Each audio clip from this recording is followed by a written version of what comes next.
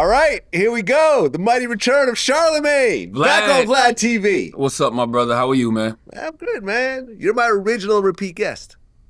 Yeah. Yes. I was thinking about that the other day when you did Breakfast Club. I'm like, damn, how long have I been doing Vlad? Since like 09? Yes, it's pretty much the beginning. Yeah, like Yeah, 08, 09. This is pretty much when we started. I mean, I think like Jamar was probably my second repeat guest, but you were my first. Yeah, because I remember coming here the day I got fired from radio in Philadelphia. Yeah, so before the Breakfast Club, Yep. you were doing Vlad TV. Absolutely. Before Wendy Williams, I was featuring you on mixtapes. Yes, before Wendy Williams, you definitely was putting me on the beef mixtapes. Exactly. Yeah, I think people don't realize how far it is we go back. Yeah, no, absolutely. And this is why, like, people like always wonder like the falling out and everything else like that. That was based on some comments you made about me on the Joe Budden show. And I remember it really hurt me. You know what I'm saying? Because it was like, this wasn't just professional. It was like we were actually friends. We had celebrated a birthday together. I think a few times. Yeah. A few times. Yeah, man. That's so far I was thinking about. I was thinking about that today too. I'm like, damn, yo, me and Vlad used to do birthday parties together. Now I don't even like to go outside. We've gotten too famous, man. No, those were good times though. 'Cause like back then, that was like, I don't want to say the early stages of anything because it was like all of us were just getting our footing. But think about who used to be there. It used to be like Q from World Star, God bless the dead. Yeah, like, R.I.P. So like people like that used to be at our birthday party. And I was just thinking how much. Q was at that birthday party, Yeah, you're right. Because Q used to come to You're every birthday party we did, we used to come. I think you and me did 2 of them together. Yeah, I think so. But when I first started Breakfast Club, I did like 3 or 4. Yeah. And it was me and Melody Iglesias because her birthday was in June. I think your birthday is the 27th? 28th. Mine's the 29th. Exactly. And I don't know if I think Q just used to pull up because he used to fuck with us. Yeah. And it's just crazy to think like, man, Q not even with us. You're not even with us no more. Take care of your health, man. You can't be that heavy. Take care of your health. You can't be that heavy and think you're going to be around. When I interview people like Dave Blunts or Faison. Absolutely. Like I talk to him about that on camera and off camera. Because, we've seen too many people gone. Imagine how big Pun would be right now if he survived. Oh, man. Absolutely. Be massive. Absolutely. Be absolutely massive. Absolutely. Well, we have a lot to talk about. And what's interesting, I didn't know about this until I actually started doing the research around it. Because you and Drake have always had a funny relationship. And this platform has contributed to a lot of that Yes. funny relationship. Yeah, last time we talked about one of the things you said was like, there's gay, there's straight, there's Drake. Hilarious. Yes, bars. What I didn't realize, and this sometimes happens in our line of work, was that you actually ran into a couple security guards who said, and these guys used to be Drake security guards, and according to them, Drake had put a green light on you. Absolutely. That said that, he said that when they see you, to fuck you up, and he'll cover all the expenses and pay them and whatever else. This is true. This is a fact. We was at the iHeartRadio Music Festival. I really cannot remember what year it was, but I know that these guys, they were doing security for G-Eazy at the time. I can't remember their names, but I remember how they looked, and they were like massive, like monsters. Oh man, I mean, if you trying to put on like a show, like those the guys that you want around you. You know what I mean? And they look like they get busy. They look like they put in some work. And I remember, one of them just came up to me and we just started having a conversation. He told me, he was just like, man, you don't even know. Like, back in the day, it was a go for you. Like, if you, like we had, instructions, like when you see him, do whatever it is you got to do and don't worry about it. And I'm like, what? And then that's when they told me they used to, do security for Drake. And I was like, oh, that makes sense. I've never been delusional. I'm not a delusional person. I'm not one of those people that gets in front of the camera or gets on the microphone and acts like, there's not a cost to everything that comes out of my mouth. Yeah. I think that we live in this era where people think free speech is free. It's not. Yeah. Every single word that comes out of your mouth, there's a cost to it. And you got to be willing to ask yourself, are you willing to pay that price? Well, yeah. I mean, the speech is free, but the consequences are not. Never. Like, you got to be held accountable. You're paying it with the consequences. Absolutely. Yeah. And people don't understand that. Like, it's weird to me when I watch, like, folks that have the YouTube shows and, the podcast, the streamers, whoever it is, and they really think that there's such thing as going too far or telling somebody how to react. Like, you have to know every single time you say something, there's going to be a consequence. That consequence isn't always violence. That consequence might be a lawsuit. You know, that consequence might be somebody reporting your page, getting your page taken out, whatever it is. True. That just lets you know that free speech is not free. There's a price to every word that comes out of your mouth. Well, yeah, I mean, I got caught up with Drake over comments you made, on my show as well. We talked about this as well. Like when I was in New Orleans, like 2023, like Chubbs ran up on me, essentially over comments you made on my platform, and he was basically saying like, that's on you too.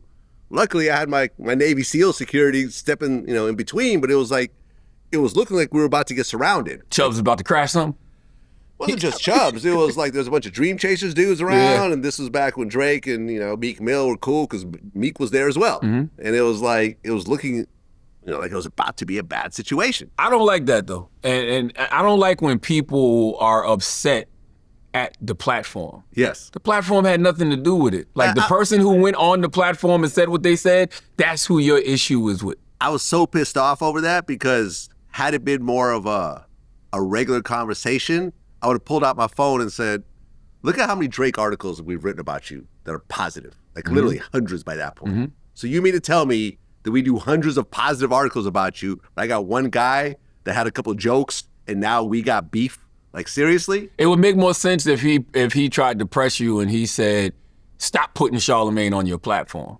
But to press you as if, your platform is the reason that, right. I was making the jokes, that's ridiculous. That's literally like running up on Angela Yee and Envy, which he kind of did though. Nah, he kind of did. We was in Houston. I wasn't there. This was years ago. And they was in Houston and he ran up on Angela Yee and Envy. I'm not gonna say it was a run up, but he came up with a bunch of guys and was like, where's the third musketeer at? That's literally what he said. Where's the third musketeer? Yeah, well, you know what happened after they confronted me over that interview? What? I did more interviews with you. Talking about Drake. Man, I used to give Drake hell. I'm not backing down from this. Fuck all that. I used to give Drake hell, man. And it's funny because it's just like, I've always liked when Drake raps. I've never liked when he sings. And I never liked the tough guy image, and he started doing the tough guy thing on his second album. Remember, it was the TB in the video with the hoodies on and the gloves, and I said that here. He looked like he had a crew with him that looked like they would just run up in H&M and steal everything, like a flash mob. And it's like, he all of that, and it's like funny now because that's a lot of the stuff that Kendrick said about him all of these years later. That kind of stuck. What's that Kendrick line? I like Drake with the melodies. I don't like Drake when he acts tough. That one. Ooh, off Euphoria. Ooh. Euphoria, one of the greatest diss records of all time. Yeah. I know Not Like Us, is the one that is the monster, massive hit everywhere. You're going to hear Not Like Us on Kids Bop CDs. But Euphoria, when you listen to Euphoria and you listen to every single bar in Euphoria, that is literally one of the greatest diss records of all time. And I got Not Like Us as my number one diss record of all time.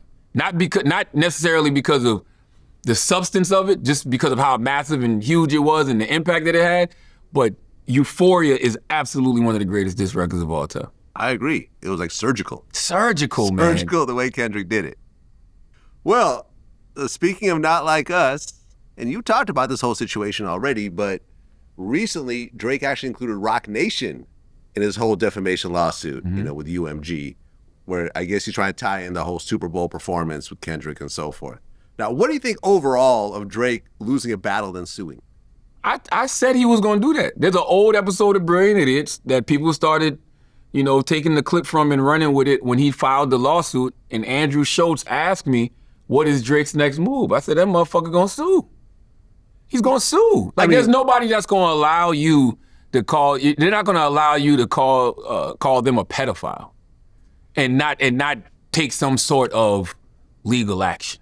Are you really surprised that a Jewish guy is suing? No. No. I just hope he got Jewish lawyers too. I'm sure he does. But I'm not sure he does because I think a Jewish lawyer would be like, I don't know about this one. You know what I'm saying? Even though I know you got the bag, he's like, I just thought this seems a little frivolous.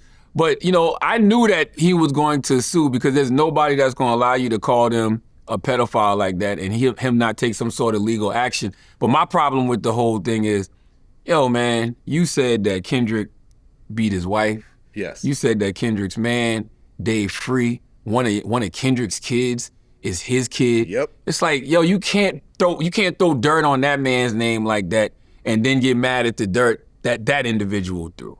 You know what I'm saying? Like, some things you just gotta eat. And I think in the name of hip hop, in the name of battling, in the name of, you and him feuding and both going to hell on each other, they say, Michelle Obama said, when they go low, you go high. Yeah. They both went to hell on each other.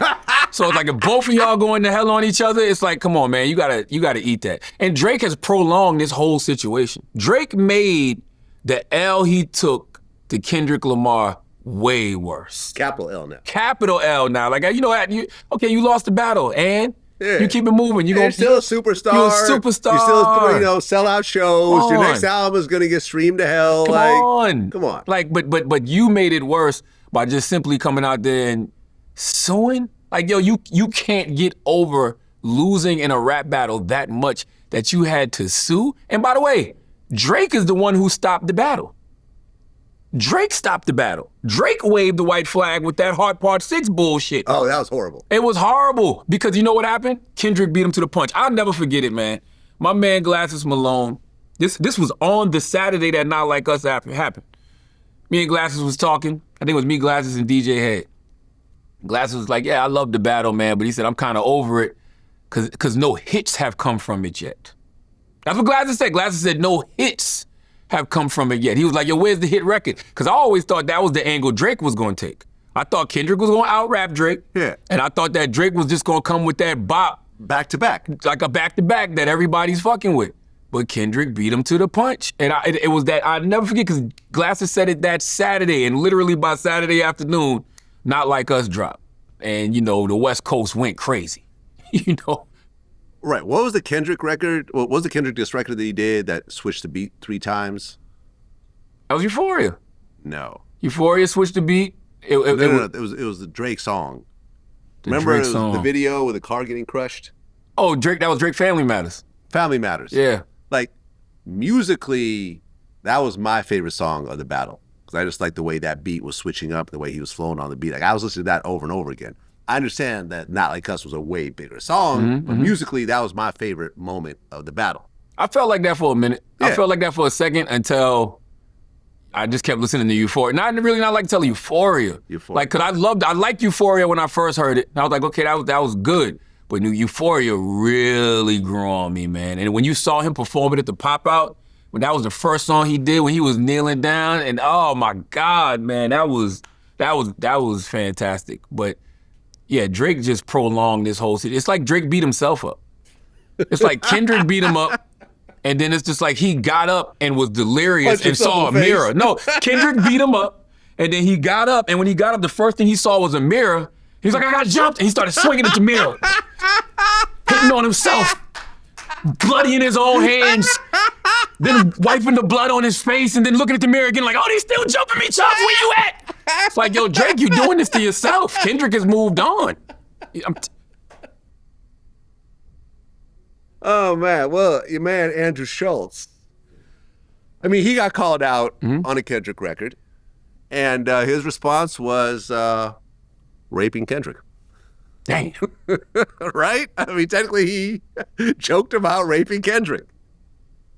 The key word is joked. Right. You know what I'm saying? And, people gonna always be like, yo, Charlemagne gonna cape for his friends. Yes, I am. Wow. Because me and my guys, we gonna have our conversations that we have, amongst each other. And sometimes we might have them on the podcast, but I'm a person that truly feels like, and as I said earlier, I may not agree with what you said, but I agree with your right to say it. And when you're a comedian, comedians are allowed to make jokes. Now, whether the joke's funny or not, that's up for interpretation, right? Like everything is subjective. But he said something, and he got to stand on that. So whatever comes with him saying that, the backlash that he received, whatever it was, Andrew Schultz, has to own that. But my thing is like, yo, Kendrick said what he said on the record. That's how Andrew, chose to respond.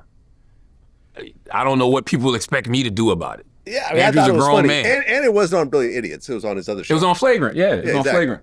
Yep. Exactly.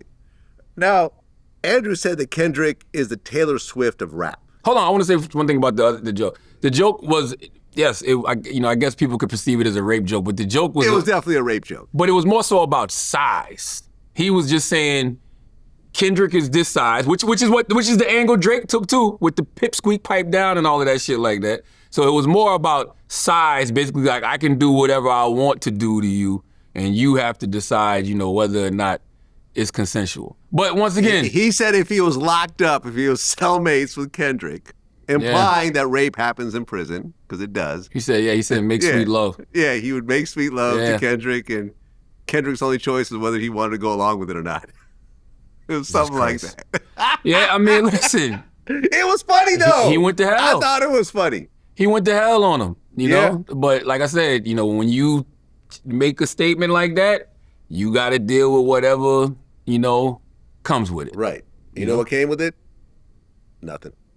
Nah, nothing. I mean, it's interesting, right? Because I saw people, talking about that situation, and I'm like, it's going to be interesting to see what Kendrick's movie is with the creators of South Park. Oh, there's a Kendrick South Park movie. Oh, yeah. Huh. Yeah, Kendrick got the movie with the creators of South Park. And we know how the creators of South Park get down. Oh, yeah. You know what I'm saying? So, and I think if I'm not mistaken, the movie is about, I don't want to misquote what the movie is about, but the movie it has something to do with race and slavery and stuff like that. So it's going to be interesting to see. Oh, okay. What type of jokes are made in that film. Mm-hmm. Just because I just want to see how people react to it. That's all. Because comedy is a very unique thing. And when you're a comedian like an Andrew Schultz, who really, really goes there, and when you go there, it's either going to be hit or it's going to be missed. So I'm just interested to see, because everybody was taking this racial angle with it. I'm interested to see what people say when they see Kendrick's film with the creators of South Park. I don't know what it's going to be about, but I do know what it's going to be about. But I haven't, seen anything. I just saw what I read about it. You probably can look it up. I think it's like something about a guy who works in a live slavery museum and he's dating a white woman or something like that. Oh, so is it an animation or a live action movie? I think it's live action. Oh, okay. Yeah, I think it's live action. It's some shit that Dr. Umar seems like he wouldn't approve of. But we'll see. Well, Andrew called Kendrick the Taylor Swift of rap. And I guess they reached out to you about that comment? Nah, they never reached out to me about that comment. I remember. Well, Andrew, I guess, said that. He said that Kendrick's team reached out to you about that. And what he said was Kendrick really is a Taylor Swift of hip hop. No matter what he does, he's still a victim. You know how Taylor Swift is the victim? She's the biggest in the music industry, yet she's a victim to the label. She's a victim to Scooter Braun. She's a victim to her boyfriends, yet she's still the biggest in the world. Somehow Kendrick is a victim here. Nah. I don't really get that. Nah, He's never even said he was a victim. He doesn't even really talk, really. He doesn't do interviews. Like, he just does music. I don't remember. I'm not saying that Andrew didn't say that. I don't remember him saying that. And nobody ever called me about anything like that. But I don't agree with that statement. Like, Kendrick has never played victim. Kendrick is the boogeyman. Okay? Kendrick is the serial killer. Kendrick is the mass murderer. Like, the thing about Kendrick that's so interesting to me is people have been ducking Kendrick's smoke for years. What Kendrick did when he got on that Like That record was nothing new. Kendrick always threw those type of shots. Oh, yeah. And nobody that, I guess he ever felt worthy to respond to, responded. Like, the biggest shot was when he had the record with Big Sean and Jay Electronica, and he was naming all of those names. Yeah. And, you go back and you listen to it, and it's like, yeah, but that was a little bit of friendly. Euphoria was kind of friendly too. He said it. This is a friendly fade. We can keep it that way. So when I see somebody like Kendrick, to me, it's a friendly fade until it's not. Kendrick is somebody that you don't play with in no way, shape, or form. So, I've never seen, victim is not a word I would use to describe Kendrick Lamar at all. Well, I did your show recently. I did the Breakfast Club recently. And I got to meet Jess Hilarious for the first time. Very cool, by the way. It's the first time we've ever talked, seen each other, we exchanged numbers, she might come on the show at some point, hopefully. But there's always been this kind of weird situation around her because when she first got hired, she had a maternity leave. And then, when she came back, there was another female host and so forth. So what exactly happened from your point of view? Miscommunication. Miscommunication from, I think, the higher ups. I think that there's this misconception that myself or DJ Envy, are the higher ups. You know what I mean? We definitely have a lot of say and a lot of things that go on. Like, I definitely have an executive position, at iHeart. But oh, you're an executive at iHeart? Oh yeah. Oh, I didn't know that. Yeah, what is your position at iHeart? I don't even remember the title. I mean, I'm the founder and the CEO of the Black Effect, but then I have right, but that's different. Another title with iHeart. I got another title that's probably going to be announced. I don't want to say it yet, but okay, I'll be able to remember that title when I say it. Okay. But I just think it was just miscommunication. I just think it was miscommunication because when we did the hiring process, it was obvious that Just Hilarious was going to be the choice, because not only was everything there, the chemistry and everything was meshing there, it was just like that's what the people wanted. Like the people were saying how much they wanted, Just Hilarious. But we auditioned a lot of people, and somebody like Lauren LaRosa, is very good at what she does. She's a senior news producer. She was a senior news producer at TMZ. Mm-hmm. And then, we needed that position at Breakfast Club. We needed somebody to be like a senior news producer who's really in tune with all things pop culture and entertainment. And so that was always my mindset. You bring Jess on as a talent and then have Lauren be the senior news producer and have Lauren, basically help Jess produce her, Jess with the mess segment.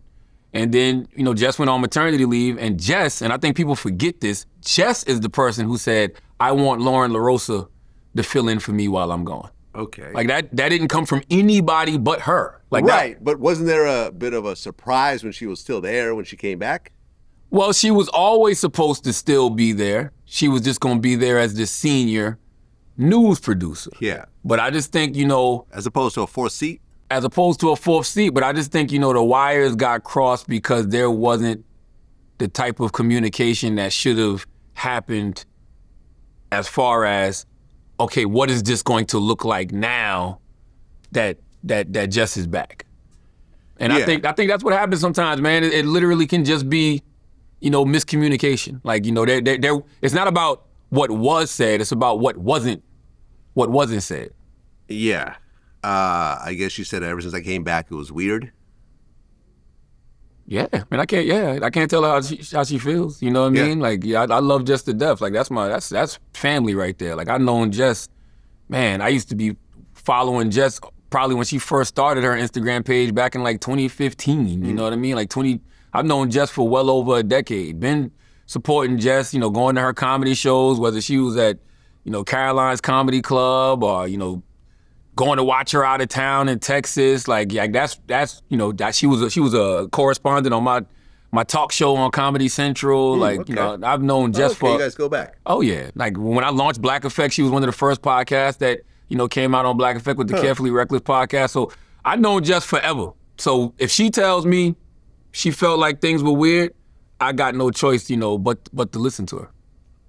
Well, I have an interesting question. Sometimes when I have guests coming on, I throw it on my forum on YouTube, and we have a membership section. And one of my members, Mike D from the Air Force, said, "Has the exit of Angela Yee helped or hurt the Breakfast Club, in your opinion, and why?" Fantastic question. Has the exit of Angela Yee helped or hurt the Breakfast Club? I think that's inconclusive. I don't think it helps or hurts. I think that was an era. Like Angela Yee was with us, 12 years, 13 years? Like we launched the Breakfast Club together. Like nobody can ever tell me anything bad about Angela Yee in regards to the Breakfast Club, because when we started in 2010, us three individuals, myself, DJ Envy, and Angela Yee, that is who God put in that position to be that show. And that show had tremendous success. Like that show ended up in the Radio Hall of Fame. That show had so much success that Angela Yee was able to go spin off and have her own show, which is Way Up with Yee, that comes on right after the Breakfast Club. Oh yeah, as I was leaving the Breakfast Club after doing my show, my appearance with you guys, I literally walked by and saw them doing their show. I actually waved through the window. She's right there. Yeah, literally all waving back to me through the window. I didn't want to interrupt them in the middle of their show, but yeah. She's 20 feet away. Yeah, 20 feet away. And in most markets around the country, she comes on at 10 a.m. right after the Breakfast Club. So to me, man, I think that's what I've always envisioned the Breakfast Club to be. I've always envisioned the Breakfast Club to be this hub where different talent can constantly come through and do exactly what Angela Yee is doing, right now. So did it help or hurt? I don't think it helped or hurt. I think that it just, enabled us to be able to bring on now 2 new talents who are having, success in their own right. Like, we can't act like, Jess Hilarious isn't, out here tearing up these comedy clubs, selling out her comedy shows, even though she was doing that before. Mm-hmm. But, now the audience is, probably even bigger. And it's like, Lauren LaRosa, she out here doing Diddy coverage, launched her new podcast on The Black Effect, the latest with Lauren. Now she's popping up on CNN and NBC, and people are saying she's one of the best hip-hop journalists out here. Like, I think to me, it helps. It helped everybody. It helped Angela Yee. It helps the Breakfast Club, to me personally. Here's an interesting question. Do you think the Breakfast Club could last if you left the show? Yeah. You think so? Absolutely. I don't know about that one. Absolutely, I don't know do. About that one. I do. And shout out to everyone else on the show, because me and Envy are cool. Mm-hmm. I just think you would have to turn into something else. Just like, for example, when Joe Budden left Everyday Struggle, it just wasn't quite the same show. It kept going for a little while, but I just think that him being there with academics didn't quite work with academics and other people. Well, I think that's because that show didn't have the longevity that a Breakfast Club has had. Like, Breakfast Club... I don't know, though. You're right, but I don't think that's that. Breakfast Club... heat is heat. Yeah, but Breakfast Club is a habit to a lot of people. And I think that's what people forget about radio, man. When you wake up in the morning and you jump in your car, or you commuting and you listening to, Breakfast Club on that iHeartRadio app, we've been there for 15 years. And I'm going to tell you how you know this, right? Think about when Angela Yee announced she was leaving. She did it with a tweet. She said, "The Breakfast Club as you know it is officially over." Immediately, social media goes fucking crazy. Like, I get this super viral. It's on USA Today, front page to page 6, it's everywhere, right? Like, people trying to figure out what's going on. Then she announces that she's got a new show. Then you fast forward when Lauren LaRosa is there. People become attached to that storyline. Like, yo, what's up with Lauren? And then I skipped something. People got attached to the storyline of, yo, what's going on? Like, who's going to be the new host? We were able to do that for a whole year. This is true. Right? Yeah. Then people wondered who was going to be the new host, because they weren't sure it was going to be Jess, because, Jess went out there and announced it prematurely, and then we started playing with people again to make sure, to let people know we don't know if it's going to be Jess. Everybody got caught up in that. Then we did the big reveal, and it was Jess, and everybody was like, yeah. Then Jess goes on maternity leave, and it's this Lauren LaRosa woman there. And then when Jess comes back, that's a whole big thing. So people are really invested in the storyline of the Breakfast Club, and I appreciate that investment. So I think with the right talent, the right person, yes, you could definitely keep the Breakfast Club going. I would hope so. I would not ever want to see that morning radio show staple, go away. I think that Breakfast Club brand is strong, and I think that we should always constantly bring in, new talent to keep it going, because we're not going to be there forever. I know that, people look at the Howard Sterns and they're like, damn, Howard Stern still on the radio even though it's satellite at 71. Or they look at Elvis Duran and be like, Elvis Duran is, I think late 50s, maybe 60. Now, I know radio personalities stay around for a long time, the big boys of the world and everything. I don't know if that's, me or Envy's trajectory. I don't know. Well, I had mentioned Joe Budden. Where are you with Joe Budden these days? You guys are cool, or is there some sort of beef type thing going on? Or? I don't have a beef with him. I haven't spoken to him, though. When's the last time you guys spoke? Last time me and Joe spoke on a Sunday. It was a Sunday, but this was years ago. Sunday. It was a Sunday. This was like 2020, maybe. The Robins were out. Yeah, I think it was like 2020, 2021. It was after 4 years. Yeah, it was after one of his rants about me. He had like a week of rants about me. Good for that. Yeah, so, I've gotten those Joe Budden weaker rants about Vlad. But you know what's so interesting, man? And I remember when when Joe first ran, Joe did he had the podcast cover, and it was me and him on the cover, and it said, "We are not the same." And I was like, "That's true," right? And then he went on his rant about me, about Charlemagne, you just a worker, you don't own anything, we not running the same race, blah blah blah. And I remember texting, the president of the Black Effect Podcast Network, my good sister Dolly Bishop, and texting a couple of the execs at iHeart who are in the podcast world, and I was like, man, we just got the best rollout ever. Because our announcement for Black Effect was dropping like that Monday. I think the podcast came out that Saturday, and it was coming out like that Monday or Tuesday. And it was funny because when the announcement dropped, everybody immediately, you know how the internet is, they started going online to see when Black Effect was trademarked and, when it was, copyrighted, all of that type of stupid shit. And they was just like, damn, Charlemagne had this plan the whole time. And people think that all of this stuff is just like wrestling. No, it's not. It's not. No, it's real. That was just coincidence. That was just the universe. And I was like, thank you, Joe. Appreciate you. Then the next week he had Nori on to ask about his Black Effect deal. So all of that helped the launch. I mean, look, me and Joe's beef goes back to like 2009 or something. But last December we ran into each other at Bergdorf Goodman in Manhattan. And, this is after years of him saying, when I see Vlad, I'm going to fuck him up, and I got lawyer money put aside. So I remember I used to go to Complex. I used to have my man with me, just in case we ran into him, And I remember I was like, I looked over and he's like, looking at me. But it wasn't like a look of like anger or, threatening or whatever else. He was just like, I'm like, oh shit. So I walked up to him and I'm like, what up, Joe? And, put my hand out, shake his hand. He shook my hand. I'm like, yo, we had a very short chat, but I'm like, yo, congratulations on everything. Yeah, me and Joe definitely never got to that level. We definitely ain't trying to beef. Not that I know of. Like, I don't even know if the issue is over at this point, to be honest with you. But it's like, I've known Joe forever, man. I've known Joe since, man, I think I've known Joe as long as I've known you. Because I first interviewed Joe in like 03, 04. When I was doing, right, that's about the same time. Yeah, I was doing radio in Columbia, South Carolina on Hot 103.9. And, he got a bunch of family in Sumter, South Carolina. And one day somebody hit me and they was like, yo, man, Joe Budden wants to come to your show. And I'm like, Joe Budden?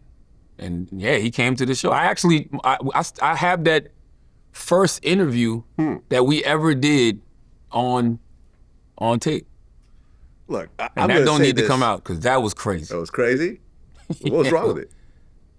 It was crazy. What happened? I mean, it was just a different era. Like, that's 03. We in Columbia, South Carolina. So what was said in this interview? It was wild. I think at the time he was beefing with Game. Okay, yeah, I remember that. Yeah.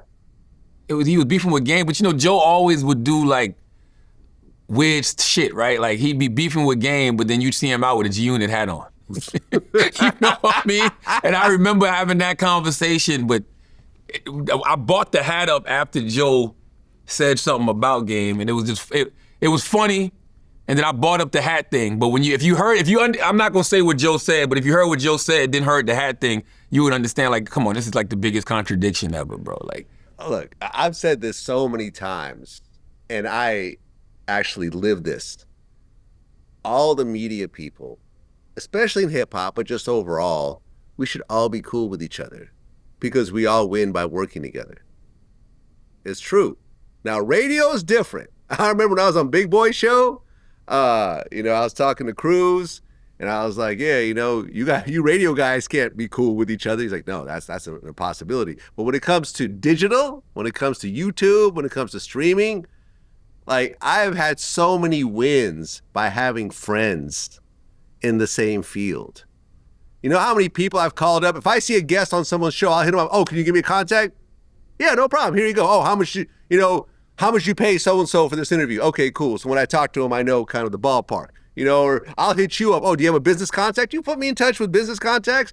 You've asked me to get in touch with certain people. I put you in touch. Like, me and academics have a great relationship. Me and Adam 22 have a great relationship. Me and Sean Cotton, me and you. Like, literally everybody, me and Bootleg Kev, me and, Gilbert Arenas now, me and Cameron now, I went on his show. Like, we all do better working with each other. This whole media beef, nobody wins. You might be viral for a couple of days, and that's that. The long-term, effect is nothing. I mean, it's interesting, right? Because when you look at, what they call the manosphere in podcasting, you got, Joe Rogan, who's, the mothership, but then you think about all of the people who Joe Rogan has helped to get over, right? Like the Theo Vons of the world and the Brendan Schaubs of the world. You can even put Andrew Schultz in that category in a lot of ways. And yeah, they all assist each other, right? Yeah. So I can totally see why you say that. I was even thinking about the Hollywood Reporter. They just did their 44 most powerful people in podcasting. I think this is the 4th year that they've done that list. I think I've been on there 3 years. This is the first year that I made it as an executive. But when you go look at the list, man, there's not really any hip hop representation. Yeah, I don't even know about this list, so clearly I wasn't on it. Yeah, there's no hip hop representation, and it's literally only three black people. It's myself, but they got me as an executive with Black Effect, right? So you can think about all the shows that we partnered with Black Effect. They got Michelle Obama and her brother Craig on there, in my opinion. I mean, it's a huge podcast. And then they got the Joe Budden podcast. Oh, okay. And so I was just sitting back I'm happy to be on the list. I'm happy to be recognized. But I'm for all the noise that hip-hop podcasts make, that black podcasts make, it should be way more representation of us on this list, I would think.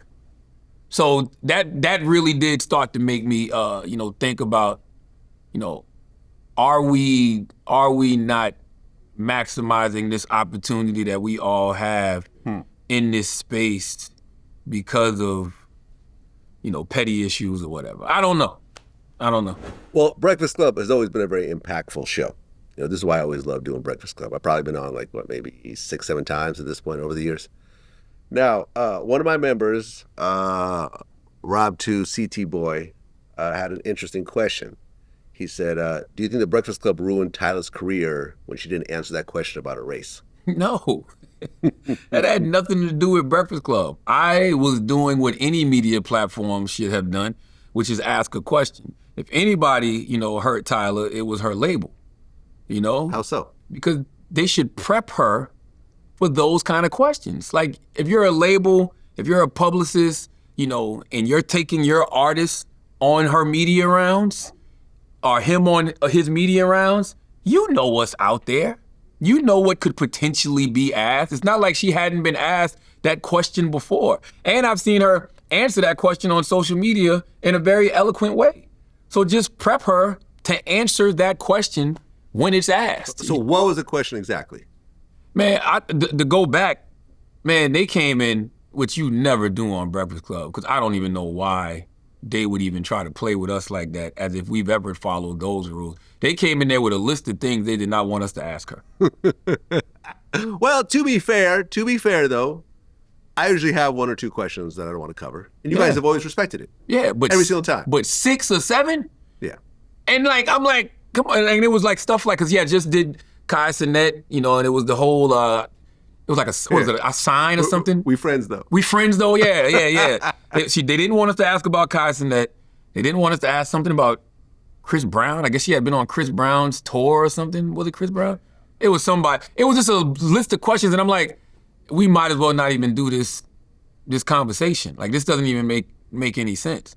And sometimes, man, I'm not gonna front. I can be an asshole, and it's I get really pissed off at the labels for even trying us like that. And what I did tell the label was, I'm not abiding by anything on this list. I don't know if anybody else in the room is, but I'm telling you that I'm not. So take this time to go prepare your guests. I mean, your artists. They didn't take the time to prepare her. And so when I asked the question, you saw her turn around and look to the representatives of the label. Oh, what was the question? It was about the colorism, wasn't it? It was about the colorism statement. So she said she's not black, she's colored? Yeah, and I was, by the way, I was just. But isn't that what they say in South Africa? That's why I asked the question. I don't know. I mean, I know now, but I asked that question to give her an opportunity to answer it. It's not like I attacked her and was like, you said such and such. I was like, yo, what was up with, you saying blah, blah, blah about, you're colored. And she just turned around and looked at the label. So, like Drake, you make things worse for yourself. You know what I'm saying? Like, why would you turn and look to the label for a lifeline? And then the person from the label was like, could you please not, ask that question? Could you please not, ask that question? Could we just move on? So they kind of made it worse for themselves. But I also don't think that's the reason why, Tyla's last album didn't do well. 3,700 copies sold his first week. Yeah, but nobody, it wasn't. 37. Yo, that's like SoundCloud numbers. But it's a 4-song EP that I saw no promotion for. Still, though, you're talking about what people are considering a major artist. Mm-hmm. Man, labels still got to do their work, Vlad. That's the problem I have with a lot of these major labels, man. They're not doing any work. Like, think about all of these great projects that came out. Jid project came out. Like, where's the single, for Jid's project? He got that banging record, Skate, with Earth Gang and Sierra on it. I don't see nobody working that record at radio. I don't see, a major video for that record anywhere. Like, where are the billboards and the posters and everything when these artists drop on these major labels? Like, these labels are not doing their job. I had no idea Tyla was coming out. The problem with these labels, man, is they think that they can rely on the internet for everything. And they also are relying on the artists' social media followers. Just post that your album's coming out. That shit ain't gonna work. Like, you gotta go out there and fucking, beat the soil, put your boots on the ground. Media run, but we saw what happened last time she did a media run, so here we are. Well, once again, prep your artists. One thing everybody should learn this year, man, learn from the clips. Learn from Pusha T and Malice. Mm-hmm. Everybody's talking about how genius their rollout was. Vlad, their rollout wasn't genius. No, it was a regular rollout. It was just a rollout. I just ran into him in Atlanta a couple days ago. It was just a rollout. It was a regular rollout. We don't see those anymore. They did interviews. They did interviews. They did some listening parties. They did listening parties. That's it. They put out music. That's been done for 50 years, 100 years. Lost art, though. Lost art. Because that's why everybody was just so, oh my God, the Clips rollout was amazing. No, you young motherfuckers, y'all just ain't never seen a real rollout. That's what should have happened with Jid. That's what should have happened with the Gunners of the world. Offset got an album coming out, I think this Friday. Same thing. I mean, he is, though. You see Offset, making his rounds. And Offset got a record. Like, when the artist does what they're supposed to do and they deliver you great music and they making the rounds, hey, record label, could you fucking do your job? I want to root for record labels, but sometimes I get pissed off at record labels the same way I get pissed off at, radio executives. Because it's like, yo, do you forget why we're here? You know what I'm saying? Like, even like radio is, as much as people want to shit on radio, 90% of the country still listens to the radio every day. And artists will tell you, I saw Rodney Jerkins sit here and say, and he said on Breakfast Club, that my biggest checks come from the radio publishing, those radio spins, not these streaming platforms. I saw Hitmaker on $1 Million Worth of Game saying the same thing. Jermaine Dupri said the same thing. So it's just like, why are these labels trying to keep artists from, number one, making radio records, and number two, going on radio runs? If you ask me, I think it's because they know that the label makes more from streaming than the artist does. True. So let me get the artist to focus on that. So artist focuses on that. That's more money in our pocket, as opposed to him getting a big ass check for his, publishing that we don't get any cut of. Well, Diddy has been found, innocent of the major charges, but found guilty over prostitution. So basically, he's been convicted of tricking. That's what I would say. He's been convicted of tricking. And he, his own lawyer said that he's the only man in America that's in jail right now for hiring male prostitutes. Dang. The take they come and rub it on his nipple. That's the only thing that sticks to me from that whole trial, man. Pause. I didn't mean that. That was crazy. That was crazy. Well, I've interviewed 5 of the male escorts. I'm like Thanos when it comes to male escorts right now. Why? What do you mean? Like, why did you do it? They started falling in my lap. No Diddy. Damn, God damn, Vlad. Did you pay at least? Are they just falling off for free? I paid most of them. Okay. Yeah, I paid most of them. One of them didn't want any pay. But damn, he likes you? He just fell in your lap for free? I don't think he liked me, but I think he understood that I would do the best job of telling the story on my platform based on my approach. I'm not going to say who it is because I don't want to put people's business out there, but yeah. 4 of them I paid, 1 of them I didn't pay. The Punisher was the first one.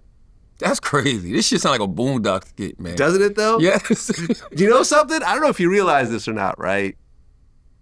You know that people blame me for the ending of the Boondocks? Why? When Carl Jones was on my show, me and him had had this conversation for years. And when he was on my show, we actually talked about it, right? What had happened was when I was on the Boondocks, I forgot what season it was. 3. 3, okay.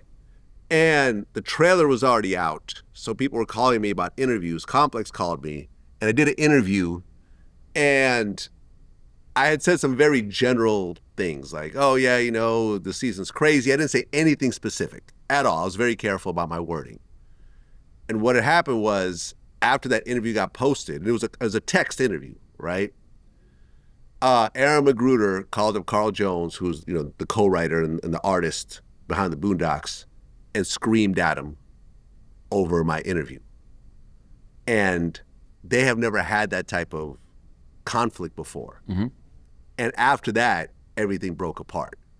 Now, the context of it is a little bit different because what had happened was there was this tension that was building because Carl was going out and doing like Freaknik and the Freaknik animated stuff, and he was doing Black Dynamite and so forth. Wait, did he do Freaknik? No, he was doing Black Dynamite. I think he did Freaknik later on, but he was doing Black Dynamite. It was taking time away from doing the Boondocks, so Aaron was kind of getting really upset that he wasn't devoting all his time to the Boondocks. So this was just basically the trigger that caused the explosion.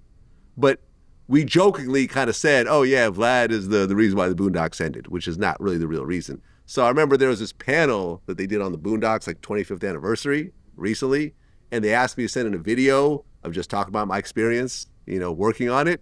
And I guess my video got aired. A bunch of people booed in the audience. Hilarious. That video kind of became viral. I'm in the booth because I played Thugnificent in the show, right? Mm-hmm. So I'm in the booth recording Dick riding Obama, right? So I'm like, Dick riding for tomorrow, Dick riding for today. And I see one of the producers, Brian Cowan, is like, tell me to stop. And I'm like, what's up? And so he said, so I come out the booth and he's like, Aaron wants to talk to you, right? But he said, use the owner of the studio, use their office, and I'm like, oh, okay, that doesn't sound good, right? So I go upstairs and I get on the phone, and Aaron is just screaming, right? Like, and mind you, up to this point, he and I never had a beef. We never got into it about anything. Like, we were just always really cool. Never yelled, none of that. Like, So he's going off, and he's mad because of Vlad. He's mad because of Vlad. Because Vlad posted something about the episode he was in, that you were in. Right. Okay. So after I did the voiceover, and you guys were getting ready to release season 3, a trailer comes out, and I think I got to see an early cut of the episode. Complex did an interview with me about that because, it was clear that my face was out there and so forth. So I provided a very vanilla version of what happened without giving away any details or whatever else. But I guess Aaron was upset over what I had said about the episode. Yeah, I mean, but I didn't reveal anything, or there was no from my perspective, it was like I don't understand what I did wrong here. Well, see, so I'm going to tell you the rest of the story, and you'll see how you were basically you weren't the explosion, you were the fuse. Okay. Right? So you weren't the reason why it all fell apart. But that was, I think, what gave Aaron a reason to open up about some more issues that he had, right? But so when that happened, I mean, you was all kind of motherfuckers too. But but what happened was I realized after that conversation, because I got so mad, because we started we was screaming back and forth, and then I didn't even finish. I don't think I finished Dick Riding Obama. I think I left. I just got in the car. Pause. Right. I think I left. Got in the car, And I eventually, I think, finished it. And then all our conversations from that point on were not really that good. And what I realized later was he was actually more mad at the fact that I was doing a Black Dynamite pilot. Ah. Yeah, I mean, listen, Aaron is my guy. Aaron is a really I've good... never even met him. I've never talked to him. Oh, no, You got to introduce me one of these days. Yeah, Aaron's a really good friend of mine. Really good creative partner. You know, he was the executive producer on both seasons of my last talk show on Comedy Central. I had no idea. Yeah, it was Aaron Magruder, Stephen Colbert was the executive producers of that show. But yeah, he's never brought that up to me, ever. But I'll tell you something, man, Aaron is a genius. I've always thought that. No, people, like, when you're talking about creative genius and people who have the kind of ideas and create the kind of content that literally could shift culture. Oh, yeah. Aaron Magruder is absolutely one of those individuals. I mean, the Boondocks, you know, that was a moment in time for him. It's my favorite show on television. Yeah, that's something that he created. Those 3 seasons are some of the best TV you're ever going to watch. Not even just in animation, just in TV, period. Yeah. But if you ever sit down and have conversations with Aaron, man, and just the way he sees the world, I'll tell you this. Everything that's happened over the last 8-9 years, in politics in particular, Aaron has predicted. 100%. Even down to the coup. And I remember having a conversation with him one time and just asking him, like, yo, why is it that people who do animation, like, you know, you think about The Simpsons, you think about the Boondocks, why are y'all able to predict what's happening? And, you know, he said a lot of things, but, you know, one thing that he said is a lot of it is rooted in satire. Like, you know, sometimes when you, and I'm paraphrasing what he said, but, you know, when you're a satirist, you kind of see the world for what it is, not how it appears to be. Mm-hmm. Because, you know, a lot of us are just dealing with the reality of what we see, you know, and how things appear to be, but not actually what the world is. And even if we do see what the world is, we don't feel free enough to say it or have the methods to, you know, express it. And they have the method through the cartoons and the animation. And being that it's a cartoon and not live action, you can kind of play with reality a little bit more and show people like, oh, shoot, that is how folks act when it's a new chicken sandwich, you know, at Popeyes. Oh, that is how people act over their favorite celebrities like a R. Kelly when he's on trial for some, you know, real heinous shit. Yeah. And so, man, he's brilliant beyond words. And man, I cannot wait until people see what else he is going to offer, you know, society. Well, back to Diddy. So we don't know how much time Diddy's going to get. What would be your guess, by the way? Time served, a couple years, or something serious, like 10 years? We had Laura Coates from CNN on. That's crazy. Literally today we had her on, and we asked her that question, and she says she can't see any more than 3 years with time served. So like maybe 2 more years. Yeah, like 2 more years. That's what she said. Right, and you carve off 85%, that might turn into a year and a half. Mm-hmm. I don't know if that's going to be the case, though. It seems like this judge, you know, really is not pleased with the verdict. Well, yeah, I had Judge Mathis on my show. Mm-hmm. Now, he's not a federal judge, but he used to be a state judge, so he really knows more than all of us combined. And he said there's a reasonable chance that based on what came out on the stand, the judge might throw the book at him. Yeah, because you can't unsee what you saw and you can't unhear what you heard. So even though people say things like, oh, you know, he wasn't on trial for domestic violence, you still saw a video. And when you see a video like that, and then you hear all of these other, you know, women say that they were experiencing, you know, domestic violence, it's hard to give them the benefit of the doubt, you know? And I think that was the biggest thing with the Diddy case to me. It's like, you know, when Cassie first came out with these allegations, man, they went so hard saying it wasn't true. They went so hard saying she was lying, only to have a video drop on CNN. It's kind of hard to give a person the benefit of the doubt after that. I was actually shocked at the verdict. I'm not gonna front. Really? Yeah, only because I felt like, you know, he was getting cooked so much in the court of public opinion. I didn't know how a jury, and by the way, this is not just for Diddy, this is just for any court case. I don't know how a jury cannot be swayed by what they see in the court of public opinion. Yeah, but I think it was a fair judgment. Oh, I agree. This was not RICO. Like, come on. I agree. This was not RICO. This was not a criminal enterprise. This was a legitimate business where the CEO liked to rub cum on his nipples. It was a friggy-ass motherfucker. That's what it was. But no, Vlad, Right? And it wasn't sex trafficking. Listen, you're right. He was not, like, look, Rico's resigned for the Italian mafia, right? It was pushed by Giuliani to break down these criminal organizations where you had the heads of the families insulating themselves by not actually getting their hands dirty. But the Mann Act is for people who like to engage in prostitution. Right. Well, no, okay. But sex trafficking is designed for pimps taking, underage girls and regular girls and making them turn tricks in motel rooms and taking all their money. Diddy was not doing that. He was doing stuff to please himself. And look, after talking to all the male escorts, I got a very clear idea that Cassie was with it. Oh, listen, I say all the time. Cassie was with it. She would pick out the guys. She would want to do stuff with the guys, even when the guys were over it. She would run into the guys randomly, then call Diddy, said, oh, I saw so-and-so downstairs. Let's call him up. She didn't have to do that. Diddy was Nino Brown. Cassie was G-Money.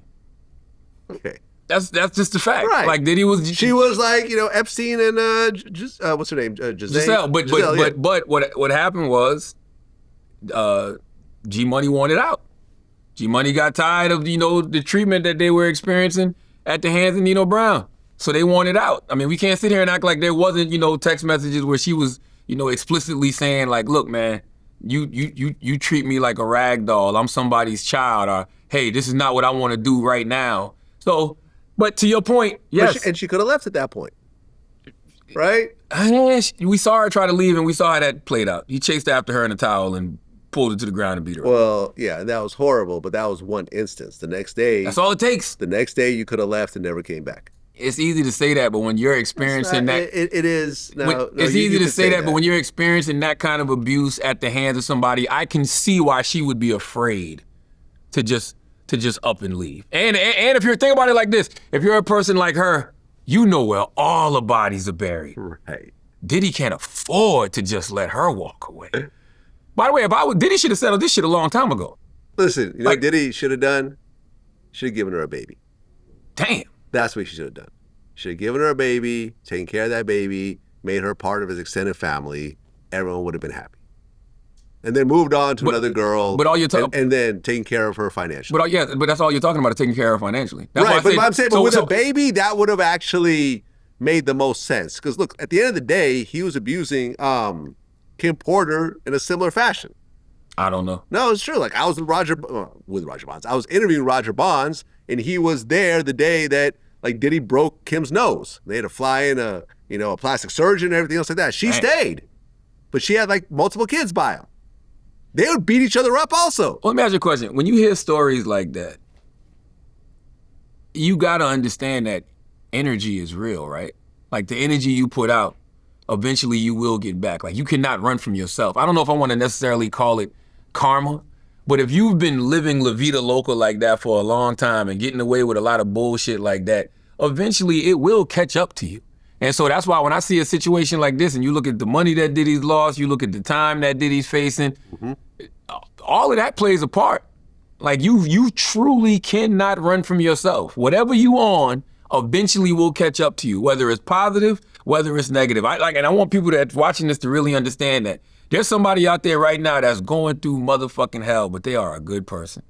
And they're constantly figuring out ways to be of service and be a good individual. I promise you, eventually, that good is gonna catch up to you, and you gonna be okay. And there's somebody out there right now living foul as a motherfucker, but they rich, they got all the success, they doing everything right in the world, they doing everything, you look at them and you can say, damn, they living the way I would want to live, but they living foul. Eventually, that foulness is gonna catch up to them, and they gonna lose everything.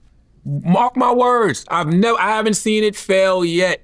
Okay, but look, let's just keep it 100, because people like to, paint Diddy as a villain. There's the bad boy curse and so forth. Listen, I'm in no position to say whether or not somebody's a villain or not. I'm just speaking about the just laws of the universe. No, I get it, but realistically, who do you think has helped more people become successful? You or Diddy? Probably Diddy. He's been around longer. Exactly. But what does that mean? People like to ignore what Diddy has actually done. He's taken so many people that were completely unknown. Yeah. And given them careers. But that Vlad, they still eat off of today. But Vlad, you can't live two lives. I tell people that shit all of the time. You could be doing all the good in the world over here, but if you're living foul, the foul is eventually going to eclipse the good.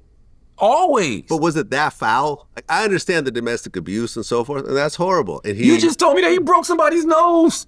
And that's on top of watching. He's a domestic abuser. He beats up women and men and so forth. And for that, he should have had to pay. But when you turn it into RICO and sex trafficking and a bunch of stuff, which I feel how do you know? but I'm just asking. It just doesn't apply. The jury agreed with me. I'm with you, but you're looking at it from a legal standpoint, which is the right thing to do. But I'm talking about just from the laws of the universe. How do we know he's not paying for it now? Can you imagine being 56 years old, however old he is, former billionaire, still worth a few $100 million, but now you're sitting in a jail cell, no matter how much money you got. Yeah, it sucks. There's nothing you can do to get out this situation. Think about all the money he spent in lawyers. Think about how his reputation is damaged. Oh, no, it's a wrap. Like people go like, yo, no more award shows. come on, man. You was rubbing Coco Loso on your nipples. Like that's what people, even when you come home, people gonna look at you and be like, yo, this guy's a freak. This guy was fucking guys. I mean, had guys fucking his girl and taking the nut and rubbing the Coco Loso on his nipple. Oh, like this. Would you want? I'm asking a serious question. Would you want to be Diddy now? No, but in order to be Diddy now, in order to be Diddy then, you had to be Diddy now. I don't know if you saw this, right? But I interviewed this one dude, Daniel Phillip. He was one of the male escorts, right? You've heard about the whole rubbing on the nipples thing, but there's more to the story. At one point, he said that, him, Diddy, and Cassie were like doing some 8-hour freak off, whatever. And, he finally was just like, I got to get out of here. Like, I got to go home. So he basically faked an orgasm. So he like pretended like he came inside her. And Diddy said, where's the nut? Right. So she ran to the other room, and then Diddy comes out 10 minutes later, was like, hey, man, you sure you came? God. He's like, yeah, definitely. She goes, all right, cool. He goes back to the room, comes out again and said, man, are you positive that he came? Like, yeah, no, I think I just didn't come that much. Like, all right, well, that's cool. You can go now. And I'm like, this dude was poking around in there trying to find it. Like, what? I pretended to come inside of her, and they run off to the room like they usually do. But then a couple of seconds later, Diddy pops his head out the door and he's like, yo, fam, you came? And I was like, yeah, I came, bro. And he was like, oh, okay. He closed the door, went back in. About 30 seconds later, he pops his head back out. He's like, yo, fam, come on, man. You didn't come, did you? And I was like, bro, I came. Like, he's like, really? I was like, dude, listen, I came before, so maybe a little bit came out, but I don't know, man. But I felt like I came, bro. I felt like I had a orgasm, bro, like whatever. So he went back in the room, and that's when they let me go. But that was the moment that I realized, yo, there's something to the semen aspect of this, and that's crazy, because then I started getting grossed out by this. I was like, yo, what is he doing? Like, what the hell? Like, this is so crazy. You know what's crazy, though? It's that same, when you think about it, it's that same mindset that created some of the greatest records of all time. Yeah. Because that's sampling. Sampling? That's sampling. He's sampling some dude's cum. He was sampling semen. And he was semen sampling. I'm trying to find this sample. He was semen sampling. I'm hunting for... Yo, this is going to be the new thing. Diddy was semen sampling. I was hunting for this sample. You sure? When he said he invented the remix, he wasn't kidding. Like, I'm trying to tell you, listen, he was the same... deliberate, detailed, mind that tried to find these samples for these records was trying to find that cum to rub on his nipples, man. That shit is crazy. Clearly, vaginal juice just wasn't enough at that very moment. He needed the actual yam juice. And I'm gonna tell you something, man. Minister Farrakhan says something all the time. He says, when you see people fall, don't laugh, learn. Yeah. And that's literally what I think about in all these situations. I remember people got mad at me when this situation first happened. Because I was like, man, this is sad. Because it was. Because you can't act like Diddy wasn't the maestro of culture that he was. 100%. From music to fashion to alcohol, like he was hip hop for a long time. If hip hop had a mascot that took, like literally everything to a whole other level, Diddy. it was Diddy. 100%. And it's not even close. I was in jail in 96, 97, writing down how I wanted to be signed to Bad Boy, right? Because I used to want to rap. Who did not want to be a part of everyone that? did. Everyone did, yeah. So when I see situations like this, I'm not even gonna sit here and act like that shit ain't heartbreaking. Because it's like, damn, man, this guy that, inspired so many of us, had so much influence on the culture, just crashed and burned simply because he lacked discipline. And it's wild, right? Because it's this goes back to what I said about you can't live two lives. You can have a level of discipline that keeps you up all night in the studio, makes you hunt for these samples, knows what to tell these artists to get the best out of them. But then you can lack discipline in another area that has you doing reckless shit like hiring prostitutes and beating up on women and going on drug binges. Yeah, look, you said drug use, violence towards women, sleeping with prostitutes. You can't move like that when you're a black man in the position of power that Diddy was in. And I hate when people say things like, well, white men get do this all the time. Well, guess what? We not white. We are black and we should not move like corrupt white men do, but nobody wants to have that conversation about accountability and discipline. Now, there's Harvey Weinstein. Yeah, they got Harvey. They definitely got Harvey. I don't think it's because he's black. I think it's because Cassie filed that lawsuit and the story was so insane and everyone was so high profile. That's what made it what it was. I don't think it was really a racial thing. Do you? I didn't say that this situation was black. I'm just simply saying that when you're a black man in America who reaches that level, you got to move way more disciplined than a guy like a Harvey Weinstein has to. That's just my personal opinion. Like, why even risk it? Like, you're already a target. You're already a target because you're a black person. You're already a target because you're a rich black person. So you have to move way more militant and way more disciplined than everybody else does. Because guess what? We don't get the opportunity to fail. Usually when we fail, it's over. When you see somebody I don't know about that. Come on, look. I disagree. Look at Jonathan Majors. Jonathan Majors is just getting his get back. He's going to make a comeback. Yeah, we got him Have in you seen Magazine Dreams? Oh, phenomenal. Movie of the year. Phenomenal. And we got, he's starring in a movie that I'm producing called True Threat. Jonathan Majors will be fine. And to be honest... But think about Jonathan Majors, but then think about Jeremy Renner. Everybody forgets about Jeremy Renner, Hawkeye. I'm just going to tell you to look up Jeremy Renner and look up the stuff that he was accused of. What was he accused of? I'd rather you look it up. I don't like to just throw stuff out there because I don't want to say that and then be wrong. But Jeremy Renner was accused of some heinous stuff, and Marvel kept it moving. The Hawkeye TV show came out. He's still gonna be in the movies.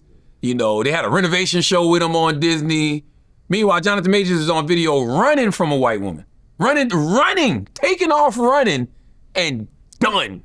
Lost everything. Come on, Vlad. Well, yeah, I'm looking this up. So I guess there was a custody dispute with his ex-wife and a bunch of stuff came out. Read some of the stuff. It's some crazy shit. He threatened to kill her, threatened to kill himself, fired a gun to the ceiling while the daughter was in the house, used drugs and left cocaine where the daughter could access it, and bit their daughter on one occasion. Not the biting. Who does this? That's Hawkeye. That's Mike Tyson. I'm saying that's Jeremy Renner who plays Hawkeye. Now, I'm not saying he's guilty. I'm just simply saying Marvel didn't treat him the way they treated Jonathan Majors. And Jonathan Majors is on video running from the woman and then got charged with a misdemeanor. That wasn't a felony. It was a misdemeanor. Come on, man. You gotta move different when you're black. But to be fair, I remember reading an article recently by, it was like a Marvel director or an exec or something, and they were saying that even before this happened, Marvel was already moving away from Kang the Conqueror as being the main villain to Dr. Doom. That sounds good, Vlad. But they had a whole Ant-Man movie where Jonathan was the star. Kang the Conqueror got defeated by Ant-Man. Like, this which was exactly ridiculous. the super villain that you look up to. Well, you're right. I thought that they should have had Kang kill Ant-Man just to show how strong he was. There you go. But they did. But it was the multiverse of Kang. So at the end of that Ant-Man movie, it's like a million different Kangs. Like it was supposed to be Avengers Kang Dynasty. Yeah, it's easy for Kevin Feige to say we were going to move away. Yeah, sure you were now. Look, I don't I'm a Marvel super fan. I used to read comic books and so forth. I didn't think that Kang was a great supervillain, to be honest. He's one of the, and sorry, I just want to finish by saying this. I feel that Jonathan's strength is not in a superhero or supervillain kind of role. He was good as Kang though. I feel like he's just so much. He wasn't as good as Magazine Dreams. Well, two different roles. That's what I'm saying. But I feel like he's better at this dramatic role. You see how I'm saying? And he doesn't shy away from like, gay roles and stuff like that because, Magazine Dreams had a whole like a gay kind of storyline. That was crazy. When he walked away, he walked out spitting out the trailer. He left the trailer after being with the dude spitting on the ground like he just left a freak off. Exactly. No, listen, when I met Jonathan for the first time at Jason Lee's Hollywood Unlocked Awards, and, we got introduced, and the first thing I said was like, Oscar-worthy performance. Yo, Oscar-worthy performance. If he hadn't had none of this controversy and his career was still doing what it was doing, and this movie came out, he'd have won the Oscar for sure. Right. For sure. Listen, I tweeted this recently. I said, my top 2 movies of the year so far, number 1, Magazine Dreams, number 2, Weapons. I haven't seen Weapons yet. Great movie. I got Sinners my number 1. Who? Sinners.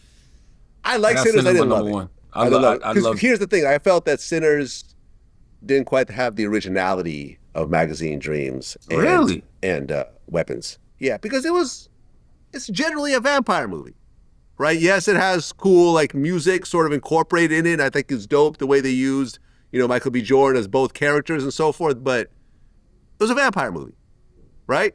More or less. The ill thing about Sinners, the vampires weren't even the greatest threat in the movie. What do you mean? Greatest threat in the movie was white people.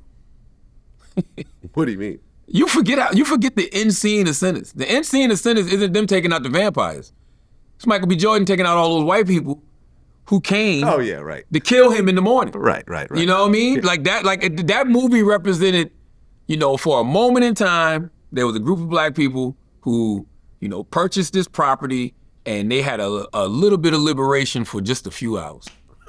Literally, just for a few hours. Just for a few that day, and that's it. Just for a few hours. And you know what caused all of that shit to go down the drain? White people. It was a white woman. It was the white woman who ended up being a vampire that he let in and fucked her. And then it was the white people who came the next morning who, whether or not the vampires got them, the white people was gonna get them. Well, I mean, it was vampires that really ruined everything when you really think about it. It was the original vampire. All I'm saying, well, it was, no, I will say this. It was paleness.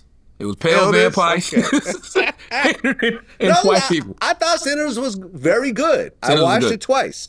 I went to the theaters and watched it, right? I supported the movie. Was it Ryan Coogler? Ryan Coogler, man, another genius. And the fact that he switched genres, he doesn't do horror films. Ryan's so genius, he can literally do whatever he wants to do. Like him and Aaron McGruder, they have the same type of brain to me. It's the same level of creative genius. But to go back to my point, man, that is a message that I will tell every black person. I don't even like the conversation when people say things like, man, white people get to do it. Yo, you not white. I'm not trying to get in a position of power and acquire money to be evil.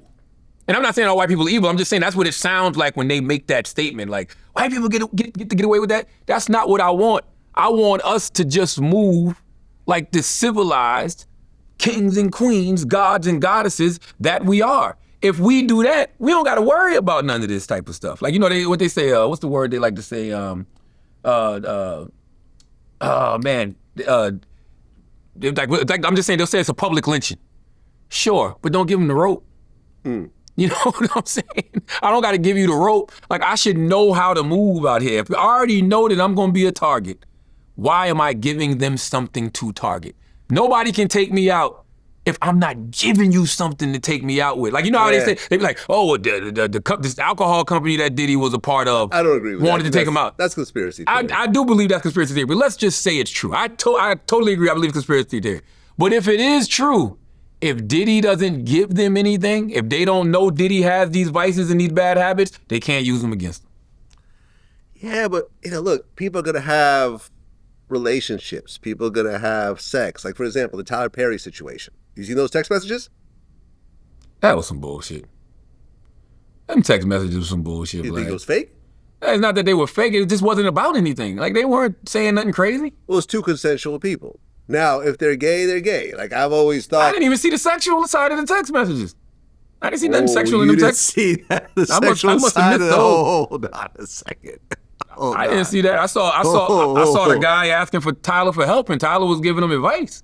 So allegedly, one of the text messages from Tyler Perry to this guy Dixon, who was suing him, said, "You have a big dick. When you hit that G spot right on these bottoms, they go crazy." That's fake. That's not real. Like that's not real. Where that came from, Vlad? That's not real. I mean, you could check text messages. Like you can't fake a text message. That's not By real. the time it gets to court, like you have to show, like you could subpoena like the cell phone company and so forth. You can't fake a text. I didn't see that nowhere. This one complex. What? Yes. Yeah, I didn't see that nowhere. Yeah, that's part of the lawsuit. Yeah, I didn't see that nowhere. Yeah. Listen, to me, this looks like a consensual relationship between two gay men, which is totally fine. Mm-hmm. I have no problems with that. I have gay friends, shout out to Jason Lee. I have gay employees. I have never given a shit about your sexual preference. But think about how somebody is trying, and I don't know if that's true or not, but think about how somebody can weaponize that just to get a fucking payday. So I'm just saying, you gotta move. And by the way, to your point, when you're in a position of power, you can't move like everybody else. else So you can't send text moves. messages like that with someone that you're sexually involved in? Really? Probably not. Not nowadays. I wouldn't. I would learn from that if that's true. Yeah, but look, people gonna have sex, people gonna have relations. Like, what's the big deal? Seriously, what's the big deal? So two guys are talking about sexual stuff because they're probably having sex. So what? But what if your lifestyle isn't out there for everybody? Well, that's the problem. I think that with, and I've talked to people that know him and so forth, and they're like, listen, we don't know about his sexuality and we really don't ask. At the end of the day, I feel like if, Tyler came out as gay, do you think anyone would be shocked? I mean, his claim to fame was dressing up like a woman. At the end of the day, like nobody would be shocked. I don't even think that matters. I think that's just art. Like, even the whole dressing up like a woman thing, man, when we were growing up, that was nobody cared. Nobody cared that Would Jamie you Foxx. be shocked if he came out of the closet? I would not be shocked. I wouldn't give a fuck. Exactly. But seriously, nobody would be shocked. Nobody would be shocked. Look, he has a baby and so forth, but you see gay men who have babies and so forth. I think it's cool. Honestly, I think people would actually embrace him more. But this is the problem I think that he's probably having because his core audience is who? Women. But specifically, what type of women? Black women from the South that are probably into the church. Exactly. Yeah. And I think in the church, there's a certain stigma about that. Yeah. Right? Yeah, but it shouldn't be anymore. Yeah, like you said, how do we even get here? How did we get to this conversation? I don't know. But speaking of this, it's a good. I do want to say something though. Yeah, go ahead. Tyler Perry is another unsung hero. Tyler Perry, if you ask me, doesn't get celebrated enough. Really? I do not. I feel he's extremely celebrated. He should be. By his fans, but I think that, just the industry and culture should celebrate him more. What he's done is damn near impossible for a black man to do, but it's difficult for anybody to do. This guy has his own studio in Atlanta where Marvel even films out of. Like everything that we talk about wanting to do, building your own, being independent, creating your own art, not having to answer nobody. He's the blueprint. Like the person that the shit Dame Dash be talking about, he really does it. He's the real one, yeah. He really, really does it. And his name doesn't come up enough for me when those conversations happen. Well, I mean, you know why? What I feel is because the films he makes are not like the Oscar-worthy films. They're good films for his audience. But you know what? Tyler has some movies that have aged very well. And I think that, the other thing about Tyler, it's not that he didn't start in film. He started with stage plays. Like my mother-in-law was a huge Tyler Perry fan. We would go to Blockbuster late 90s, early 2000s picking up, my dear stage plays. So when he came out with Diary of a Mad Black Woman, which was a fantastic movie, by the way, which you see memed up crazy now. Everybody's always running with the Diary of a Mad Black Woman memes.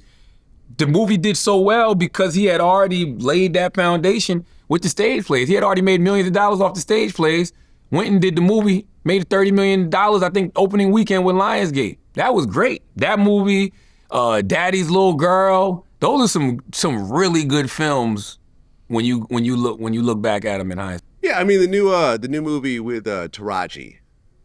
The one I know you're talking about. I didn't see it though. It was great. A lot of people say that. It was great. Yeah. Was it Oscar-worthy great? I'm not sure, but Taraji really did her thing in it. But I would rather somebody say the movie is great than, I mean, listen, winning an Oscar is great too, but the fact that you are sitting here saying, yo, that movie was great, that's all I can hope for when I create some art. Yeah. Yeah. I mean, look, at the end of the day, I think what Tyler has pulled off is insane. I mean, he's got a damn airport at his house. But people would rather talk about his sexuality. That's whack to me. Well, I think people are going to talk about the things that you don't address. And it's sort of like in everyone's face. What if it's the point that you address what if it's not your business? Look, it's none of our business, Vlad. How long did I not comment on the whole like Farrakhan situation? I spent 5 years not commenting on it. People kept talking about it. At the point that I commented on it, it all went away. I would never. I addressed it. If everybody had, if everybody was walking around, talking about my sexuality, I would not ever address it unless I wanted to. I think that's the problem nowadays. We let social media force us to talk about things that we probably aren't ready to talk about. Like, we had Pete Davidson on the show recently, man. That's a good friend of mine, known Pete since she was 16. Pete just announced that he's having a baby, right? But one of these media outlets saw him and his, the mother of his child coming out of like the doctor's office. So they're like, oh, she's pregnant. So basically they were about to put the story out. And they was like, look, we'll give you 3 months. You know how fucked up that is? You know what I mean? For an outlet to be like, hey, man, we'll give you 3 months. So now I got a plan when I tell my family and friends and everybody because of I'm afraid of this outlet dropping the story. Welcome to being a public figure, boo-hoo. That's fucked up, Vlad. It's not fucked up. Yes, it is. We all decide to be in this. But that's fucked up. We've all decided that this is going to be our job. But Vlad, and with this job, you get the huge benefits. You get all the money. You get the love walking around. Yes. People taking photos with you, telling you how much they admire you. Let me tell you, that means a lot on a bad day for me. Yes. You know what I'm saying? I had one of the most fucked up days ever back in December. And I was sitting there and I was just like, yo, like really just a fucked up ass day. And someone walked up to me and said, yo, bro, I love your shit. I was in the military. I used to watch all the time. I just want to tell you how much it means to me. That meant everything to me that day. Yeah, but Vlad, you know what I'm saying? But you, like me, like to keep our family private. Yes, but I know that if it comes out, it comes out. Oh, well. But if you I signed up for it, you signed up for it. But if you can prevent it, right, you would at least try. It's unpreventable. And the bigger you get, the harder it is to prevent it. But just think about the lack of humanity that comes from a media outlet when they say, hey, because think about it. We don't know if it's a difficult... That was actually nice of them, because let me tell you, if it was a random person with a cell phone, everyone's a media outlet Absolutely. now. But what if... a random person with a cell phone would have posted it would have went viral, and then it'd be over. But the media outlet at least gave them 3 months. Absolutely, but think about it. What if it's a difficult pregnancy for this young woman? What if because of the stress of it being revealed, it might cause her to lose the baby? Like, there's a lot that goes with it. It's horrible, but we all signed up for this. We didn't, though. Pete Davidson could have said, you know something, this acting thing ain't for me. I'm going to go behind the scenes. I'm going to be a producer or a director. I'm going to be Jordan Peele. Jordan Peele pretty much gets... I saw him sitting by himself at an airport one day. Nobody was talking to him. I went up and started talking to him because he really is not out there like that anymore. He's not on screen. He's behind the scenes. So if really your privacy is important, don't make yourself a leading man. Sure, but it's still foul for a media outlet to say, hey, we're going to respect you and give you 3 months. Like, get the fuck out of here. And by the way, and you know what? I would respect it even more, Vlad, if those outlets, whether it's the TMZs or the Page Sixes or whoever it is, I need to know who y'all are. Let's start putting their business on Front Street. And I mean that with everybody. I'm talking about like all of the YouTubers and the news outlets that want to report all of the salacious bullshit. It's all potentially out there. No, I want to know. Every day I wake up knowing that whatever I'm trying to keep quiet might just come out. But you did. You're Vlad TV. You have chosen to be out there. What about the people who hide behind the cameras, hide behind their platforms, and we don't know nothing about them, but they can dig up all this shit about us? I mean, look, for example, like Art from Art of Dialogue, right? Me and him are... That's really his name? Yeah.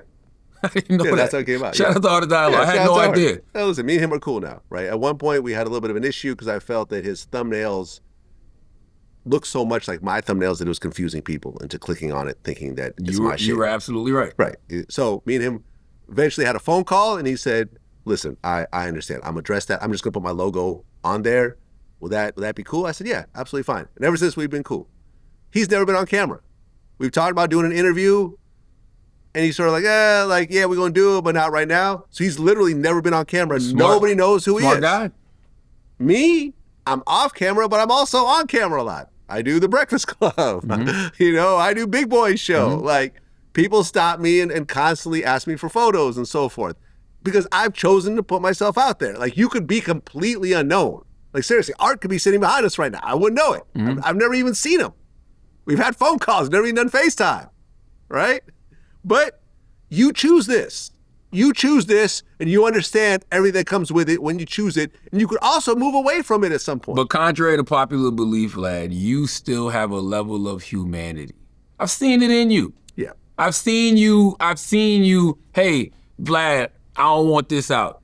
And you like, okay, I completely understand. We've had interviews, you've asked me to take things out. Absolutely. So I understand, you have a level of humanity. True. I don't think you would say to somebody, okay, yeah, I know that you having a kid, but I'm gonna give you 3 months.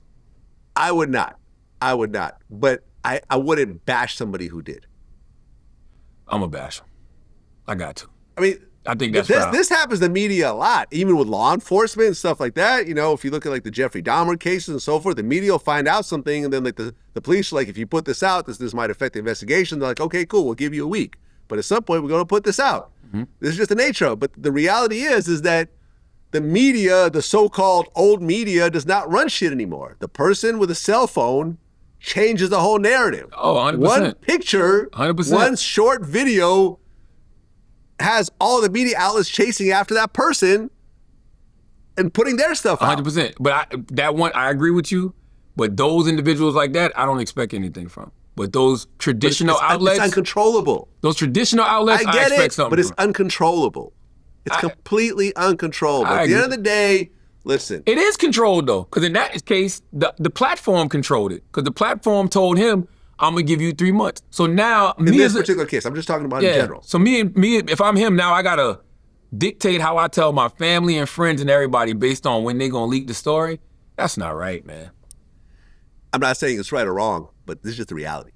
Yeah. See what I'm saying? Like at this point, like I have to look at reality, not about personal decisions. Look, I've had stuff over the years where someone's filmed something and I've just called them and say, listen, if this comes out, this is just going to make me look bad. And, if you just take it down, if you need a favor from me in the future, I got you.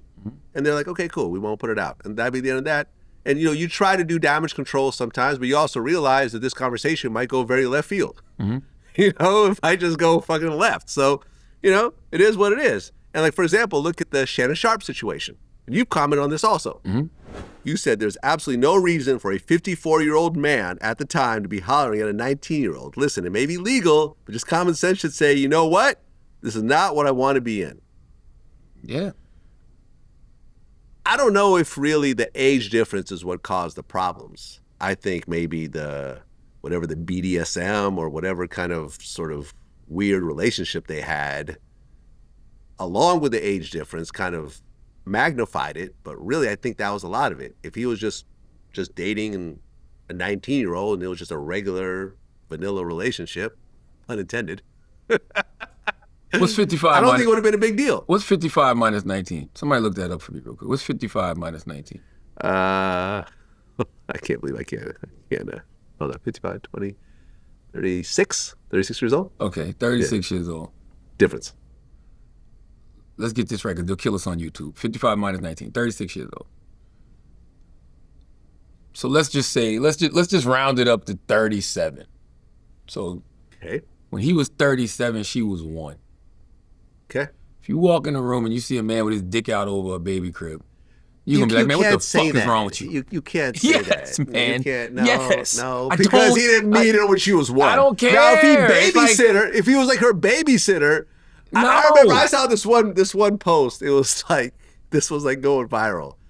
It was like this girl with like her baby father's like, yeah, this dude used to babysit me when I was younger. Now I got a baby with him. Life is crazy. Now that is Man, nasty. I saw DL on here, and DL said he like older women with stretch marks, and DL said he like women that are dealing with menopause. Yes. And I only pause for menopause. And listen, I always thought something was wrong with me because, you know, I was a kid that was getting touched on when I was 8 years old, right? Like when I was so that actually happened, huh? Yeah, I wrote about it in my first book. I've always talked about it. When I was 8 years old, there was a woman that was giving me head, letting me suck on her titties. The only reason I made her stop because I didn't like the smell of her Jerry curl, right? Right. But 8 is illegal, 19 is not. But because of that, I've always liked older women. You know what I'm saying? Is your wife older? She's like 2 years younger than me. But it's like I've always. Well, I guess you didn't like him that much. No. I never met an older woman that, you know, wanted to be with me in that way. But I also met my wife when we were super young. Look at Usher. That's my point. He met somebody when he was younger. He's consistently with older. Both of his ex-wives are older. Yeah, but his current wife and his ex-wife was older. Listen, if I hadn't, you know, met my wife when we were in high school, I probably would have ended up with a cougar. Oh yeah, probably. You know what I mean? But that's not the way my life went. All I'm simply saying is there is no reason to look at a 19-year-old girl at 50 plus years old and say, yo, that's what I want to be with. Now, by the way, I'm not even judging you for your desires. What I'm judging is, bro, you got something to lose, act like it. You gotta know that's not gonna end well. A 19-year-old OnlyFans model, you think that you can leave her them type of voice messages and have those type of conversations with her and blah, blah, blah, and that's gonna end well? And I'm not even sitting here having hypothetical conversations, Vlad. None of these situations have ended well. So we can sit here and make all the excuses. All the situations that it badly didn't end well, but there's lots of situations that are just fine that we don't know about. I don't know. I don't care about Seriously, those. You think every situation like that ends badly? I don't care about those. You've always had older men and younger women throughout history. But Vlad, this is normal. This is totally normal. But Vlad, my dad was 11 years older than my mom. Sure, but I don't care about those. I'm talking about the ones we've seen. They were married until he died. Like, seriously, they've had a great marriage. I'm telling us as men, especially men that are in the positions that we're in, how to move. These are lessons that we can look at to be like, that ain't the route I want to go. Shannon Sharpe has lost a lot of money. 23 million. Allegedly. Diddy's lost a lot of money and some freedom. What are we arguing about? Yeah, Shannon Sharpe got fired from ESPN, even after settling.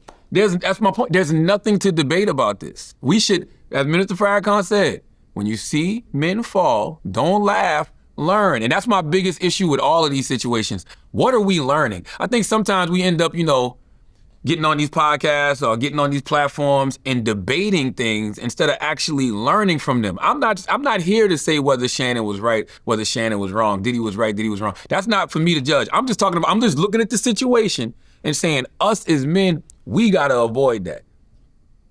Yeah, I mean, listen, I'm not gonna say that either one of them, I mean, the domestic violence was definitely wrong, but in terms of sexual preferences, I don't really think either one of them was really wrong. I think that they happened to approach it wrong and not take care of the women the way they could and have the women leave angry and so forth and have these women be vindictive and so forth. Like, you could really humble yourself and you could really, you know, like, for example, I used to always talk about this. I interviewed Tupac's rape accuser, right?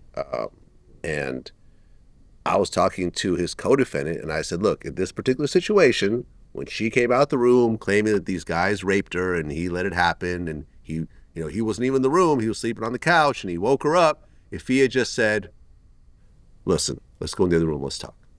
Let me calm you down. What can we do to fix this? Let me give you some money. You know something, let's me and you just get up out of here and let's just go spend some quiet time together. I said, would any of this rape, prison or whatever come with it? He said, absolutely not. Absolutely not. Tupac was also in his 20s. And as much he was young. Yeah, as much as we like to talk he about was young. He didn't know any better. He didn't learn over time that you have to treat certain situations, especially when you're a certain type of person and the person, you know. That's all I'm saying. Instead, you know what he said? He said, get this bitch out of here. That's all I'm saying. They got that bitch out of there. She went downstairs and called the police. So let me ask you a question. Pac was in his 20s. Uh-huh. Diddy was in his 40s. He was 46 years old on that Cassie video. Shannon Sharpe's in his 50s. So at what point do we learn? Yeah. That's all I'm simply saying. You got a point. At what point do we learn? I'm married, okay? A faithful black man, all right? That black men don't cheat, okay? October 2016 was the last time I ever played around. Because Well, you actually admitted to cheating? of course, because my thing is this, right? You know, if you lay down every night with a woman and you say this is your best friend, I'm the type person, man, I need all my energy clean. So I'm willing to deal with whatever comes from me being 100% completely honest, especially if I already know which direction I'm taking my life. I want to be clean. I want things to be pure. I want my energy to be right. Let me go ahead and lay it all out there. Let me go ahead and lay on this sword. Let me lay on this cross. And man, the things that come from being honest are what you actually want. The things that you gain from lying, they don't last. The things that you gain from lying is not a good foundation. The things that you gain from being honest is actually a concrete foundation that you can really, really build on. Building on a lie is like building on quicksand, man. Eventually that shit gonna sink. I mean, look, if you find that person that really satisfies you all around. I've been with my woman for 27 Right, I mean, years. congratulations. Anytime you take away somebody's power of choice, that's when it becomes criminal. That's when it becomes fucked up. When you take away somebody's power of choice, I want to lay all options on the table and tell you this is how I'm moving, and this is who I am, this is what I'm gonna be doing, and then you decide. That's my thing. Yeah. And I'm like that with everything. I'm gonna give you the option to choose. I'm not gonna try to manipulate you. I'm not gonna be deceitful about it. I'm not gonna lie about it because I don't want anything that's rooted in a lie. Like I said earlier, when you build on an honest foundation, it's concrete. That shit ain't going nowhere. Building on a lie is building on quicksand. And I mean, to all the men that are watching this, you'll really be surprised how accepting women are of the truth. That's all they want. Like, That's all if we you want. really just tell them, listen, I like you, I want to build with you, I see a future with you, but there's also other women going to be involved along the way. Now, that don't mean that that's going to change how me and you interact, but you just have to realize that it's not just going to be us. Hey man, God bless them brothers. I don't want them kind of headaches, man. I'm gonna be honest with you. I deal with really bad anxiety. When I was out there living like that, my anxiety was always through the roof. I'm always constantly lying to my wife. Like that shit is whack. You know what I mean? And I will tell people this, man. When I told God, I want to do right by my wife. You know, I really want to be the husband that she needs, the partner that she needs. And I started doing that work on myself and started going to therapy and everything else. Vlad, I promise you, from 2016 to now, my life has just done this in every single way. You know, mentally, spiritually, emotionally, physically, financially. Why would I ever want to go back to that? Because God knows when you playing. Listen, I love that for you. I'm happy. I've never met your wife, but you've always spoken highly. Yes, you have. When? You've definitely met her at them parties and stuff. You probably just don't remember. Absolutely. I don't remember being formally introduced to your wife. How's that? Okay. Yeah. So she might have been there, but I've never. But you've always spoken highly. I've seen pictures of you guys together and so forth. I am super happy for you.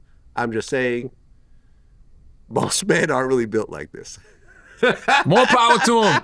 Like whatever work. But the only thing I would tell them individuals, just be honest. Yeah. If you can do what you're doing honestly, salute. I promise you won't have no problems. But the ones that are lying and sneaking around and being manipulative, deceitful. A lot of times it's not lying and sneaking around. A lot of times the women just are like, look. If your woman don't know, you lying and sneaking around. Your woman would know, but she doesn't know exactly. Then you're lying. She just doesn't know the faces. At the end of the day, I feel most women want someone who's stable and is able to support the family situation. Do you want a bum-ass man who, I remember I saw this post recently about like a situation about a woman's like, I'm going to file for divorce. My husband refused to get a job. He just does Uber, and I have a full-time job, and he was mad at me because I had to take some time off, and blah, blah, blah, and I just can't take it anymore. You want a man like that who is going to be a bum, but is going to be 100% faithful? Or do you want a guy that puts you in a mansion and gets you a nice car and you don't really have to work. You work because you want to. But there are going to be some other girls floating around every so often. You know, you're going to keep them out your face. You're not going to meet them. You're not going to talk to them. You're not going to see pictures of y'all, you know, these people together. But which do you prefer? I think most women would prefer B. Most women would prefer B. Am I right? Yeah, but most women. What's so interesting, man, I just have not seen, this is my own personal experience, I just haven't seen, you know, men do their wives dirty, cheat on them, lie to them, and things turn out well. Whether it was my pops, whether it was my uncles, I just never saw it. And I always hear them later on live with regret and tell me how much they regretted not doing right by their wives. Because it depends how things worked out for them. Depends how things. Me personally, I feel that the concept of marriage in 2025 is just outdated. Maybe, but I'm just the whole thing of signing, especially when you have money, because even with a prenup, you'll go through hell. You may not. I'll tell you what Kevin Lyles told me. Salute to Kevin Lyles, and I never forget this piece of advice. He told me this before I was married. This was like 2011, 2012. I wrote about this in my first book too. Kevin said to me, "I can't tell you to get married, but I can tell you to find somebody that you can share your life experiences with." Because he said, "Charlamagne, I know where you're going. I know where you're headed. Find somebody to share your life experiences with." And I already had that person. I already had that individual. And maybe that's your wife. Maybe that's your girlfriend. No, that's my wife. Right? No, I'm not in general though. No, in general. Oh, I get you. No, I'm not talking about you. No, that's not what I meant. That's not what I meant. I'm sorry, Mrs. Charlemagne. I'm not trying to. Maybe that's your wife. That's your girlfriend. No. That's not what I meant. No, I'm saying men in general. That might be someone they marry, or it may be their partner. Yeah. Right? Their life partner. For example, there's like, was it Seth Rogen and his wife? They don't want kids. If you marry anybody other than your life partner, you're an idiot. I saw somebody say that recently. I was like a meme that was going around, and the meme said some shit like, you know, everybody has that one woman you love more than your wife. Huh? No. If that's the case, if that's the case, you need to divorce your wife and be with that other woman. Right. Like, that's wild to me. Like, nah. But I want to... Well, what they really are saying is there's always that one woman that you lust more than your wife. That's probably what the real meaning behind that is. I can see that maybe. One person that will do all the shit that your wife doesn't want to do. But why would you not do all the shit with your wife? Because maybe your wife just doesn't want to do that shit. Damn. How does she end up being your wife then? Well, because maybe things change after you have kids. Maybe things change once she gets comfortable and gets in that position where she knows that going through a divorce is going to be such a hassle, and you know your kids could be used against you, lose custody and so forth. So she's like, "Fuck it, I ain't sucking dick no more." Damn. You know what I'm saying? Yeah. You know what I mean? Like you meet women who, you know, are one way at one point. Listen, I mean, it's like, you know, you're trying to get the job. You know, it's like going on a first date.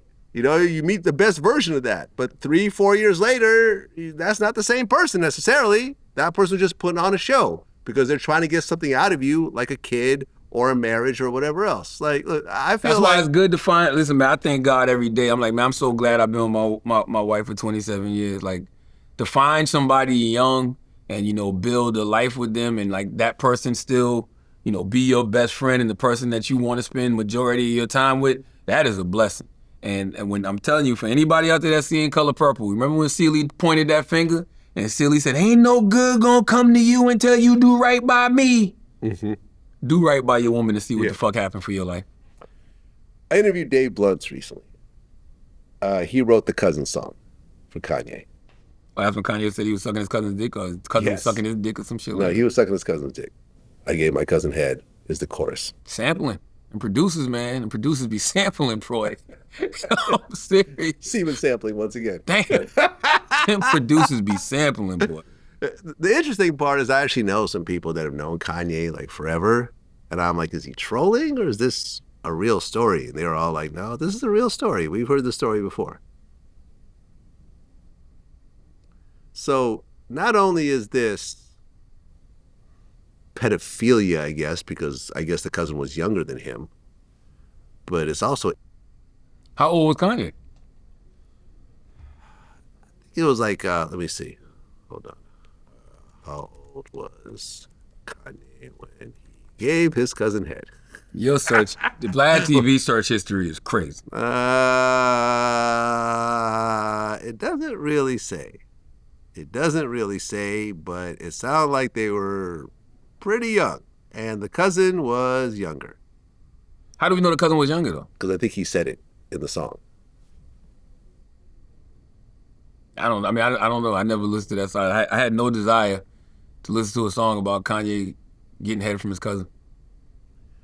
Yeah, I mean, hanging out with my cousin, reading dirty magazines. We seen two N-words kissing. We know what that mean. Then we start reenacting everything that we seen. That's when I gave my cousin head. Yeah, but there's no convo about age in there. Like, how do we know they weren't the same age? Okay. For some reason, I thought it was his younger cousin. Yeah, they could have been just kids experimenting. I mean, I you know, here's the thing when I hear stuff like that. I'm glad he put it in music because I just feel like that it just reads crazy over tweets. If you're going to be that vulnerable, yeah, put it in a book, put it in music. And what's the teachable moment? If you're going to tell me like that, what is the teachable moment in all of that? So there are reports saying that the cousin was 9 and Kanye was 14, but there is some discrepancy about it. Like, they're not quite sure. Still incest. Still your cousin. It was pretty jarring when I heard it. What, that he was sucking his cousin's dick? Yes. Especially because it was his cousin? I mean, look, I don't know if you remember at one point, Beanie Siegel and Kanye were kind of going at it. And Beanie was like, yo, I don't know about this Kanye be wearing. He'd be looking whatever. Mm-hmm. And then I think like Kanye did like Smack DVD. He was like, yo, man, I heard that shit Beanie say. Like, yo, I ain't, you know, I'm not trying to have beef with Beanie and get a bunch of security, but, you know, I ain't. He was I don't know if he is or not. These are some hell of accusations. If you suck a dick, you're right? Oh, yeah, definitely. Yeah. Right? You're sucking a dick. Damn. At the point the dick is in your mouth, you're not. Welcome to the world. I just don't know what I'm supposed to do with this information. I felt the same way when I first heard it. When he tweeted that and he posted it, I'm like, what am I supposed to do with this information, Kanye? Like, that's what I said. Can you make it a teachable moment? Like, is it in a book that leads to a larger point? Is it in a song that leads to a larger point? Like, why are you sharing this with the world? I don't know. And it's funny, I mean, that was months ago, and even you bringing it up to me now, I feel the exact same way. Like, what am I supposed to do with this information? I don't even know the conversation you would like to have right now, Vlad. Because everything you're saying is true. Yeah, no, listen. Yes, it's incest. Yeah. And look, I have spoken to, you know, some of the escorts. I mean, one of the escorts I interviewed said that he was actually called to do like a cuckold kind of session with Kanye and Bianca. Never happened. But there was another escort that I was talking to that actually said that he was doing them. So, listen, Kanye, between it and the cuckolding thing, like another celebrity man that's just way out there sexually. I think the most f***ed up shit that, man, nobody's thinking about his cousin.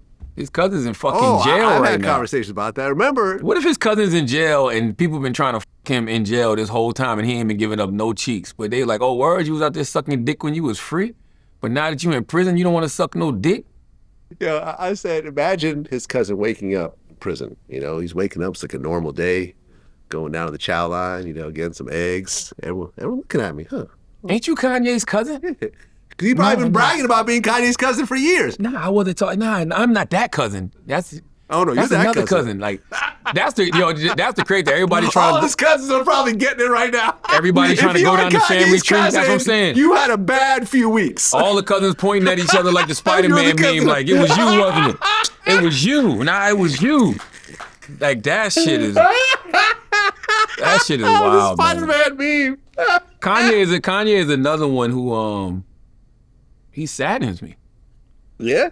Like I just, do you realize that if Kanye West hadn't become who Kanye is now, he is by far, without question, the most influential, biggest, not even just hip hop artist, by far hip hop artist, but one of the most biggest and influential artists of all time.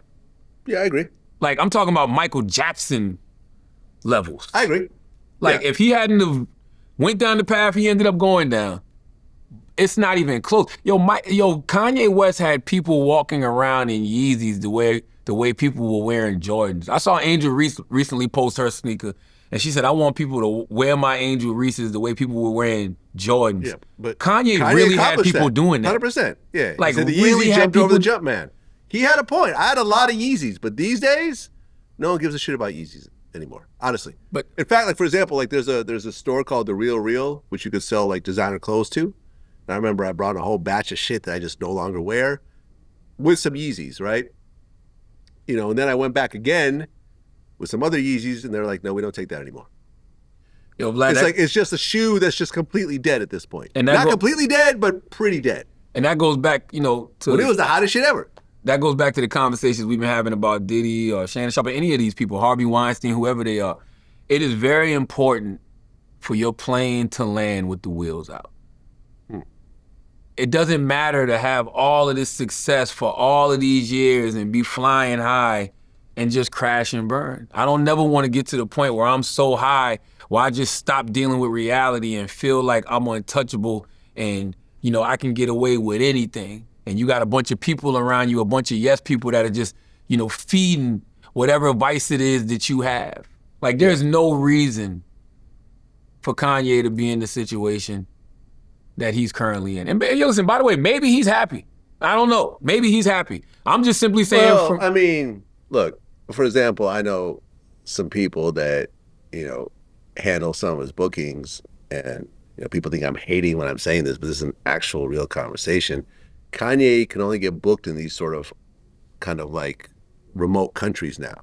Like, he can't do tours in Europe anymore. He's not even allowed in Australia because of the Hail Hitler song. You don't see him doing shows in America anymore.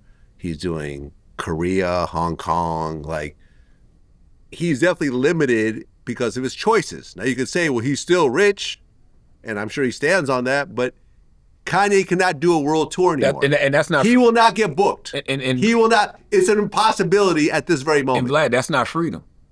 If Kanye's whole sole purpose, right, according to him, To be an entertainer. was freedom.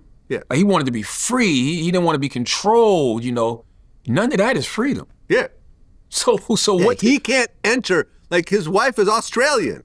He can't go visit her family. The Australian government said, we have enough racism in this country. We don't have to import anymore. He actually put himself in more boxes and put himself, behind more bars with his antics than he did prior.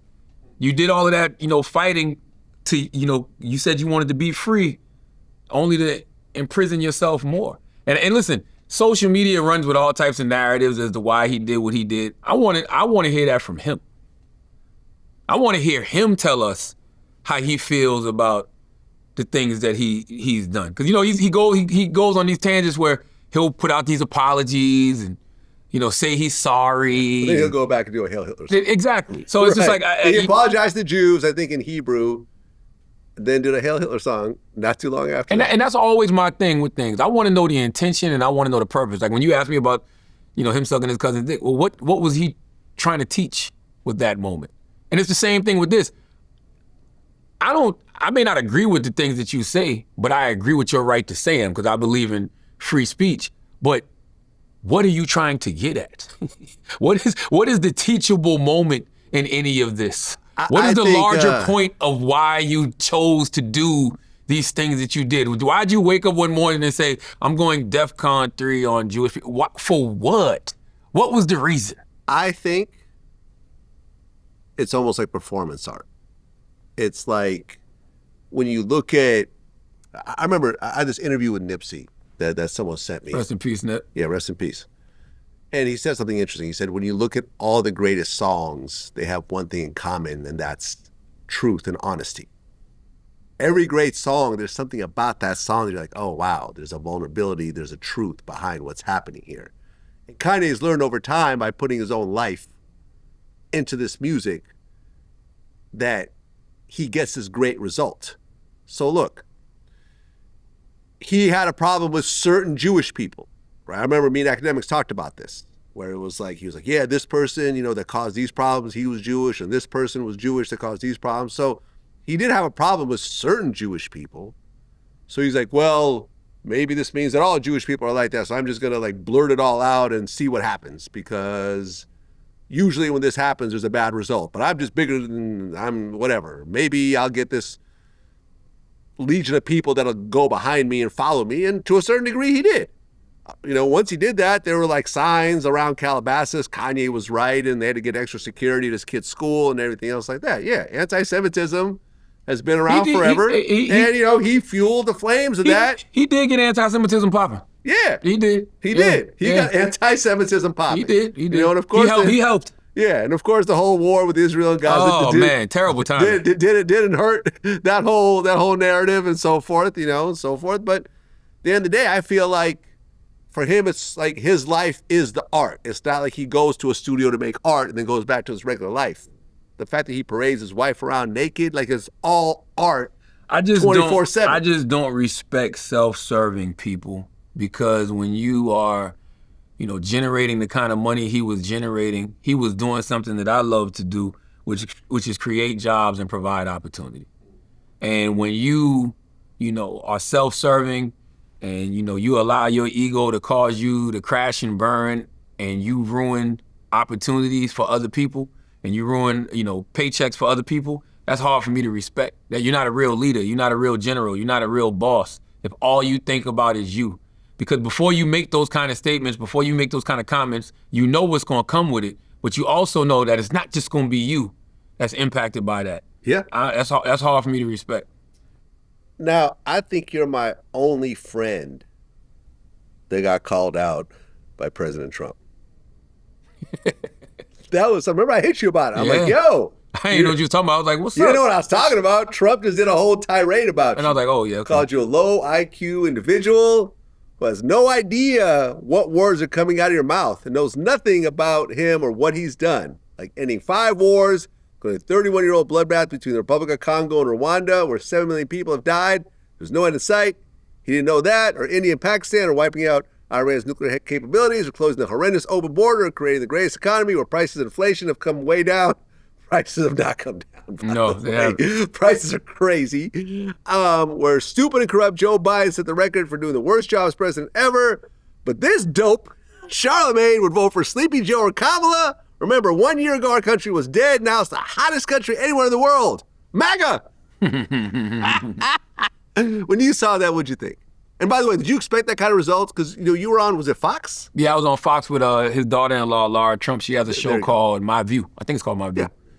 And no, I mean, I didn't, because I mean, it's not like I haven't been on Fox before. I've been on CNN, I've been on MSNBC, and I'm a person that's, critical of both parties, because I'm not a Democrat or Republican, even though when people say that, that's ridiculous, because there's only 2 parties to vote for, right? But although Elon Musk is talking about a third party, he is, but and it has happened in the past. Yeah, and I'm the type of person, if I want America, why wouldn't I want America to thrive?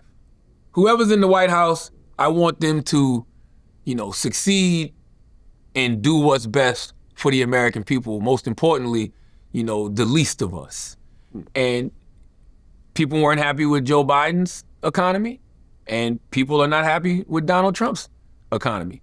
So when Laura Trump asked me that, like, it's a simple thing for me. Like, no, I don't think he's been doing a good job, because the least of us are still out here hurting. I mean, you can go back to early in the year. I mean, I remember being in Maryland at my daughter's cheerleading competition, and the amount of people that were coming up to me telling me that they had just lost their job because of the cuts that Doge were making, or they were afraid that they were going to lose their job, was baffling to me. I'm like, oh shit, like, it's a lot of people in Maryland that's going to be without work. So you couple that with the inflation still being high, the prices still being high, the tariffs, all of this shit is making it harder for people to make ends meet financially. So I don't respect that. And then, when you look at, everything that's going on as far as transparency, like we've been talking about, this whole conversation, they ran on saying they were going to be transparent about the Epstein files. And then all of a sudden, they weren't transparent about the Epstein files no more. So that made his base start to be like, wait a minute, you lied to us, which was the first time that you ever heard them say he lied about something. So I, talked about all of that, on Laura Trump's show. And I think it wasn't what I said, it was where I said it. It was the fact that I was on Fox News With his talking to family his member, base with Laura Trump. And you know, if you go, you know, look at a lot of the comments after I did, you know, Laura Trump show, there was a lot of people that were watching the show saying, I agree with him.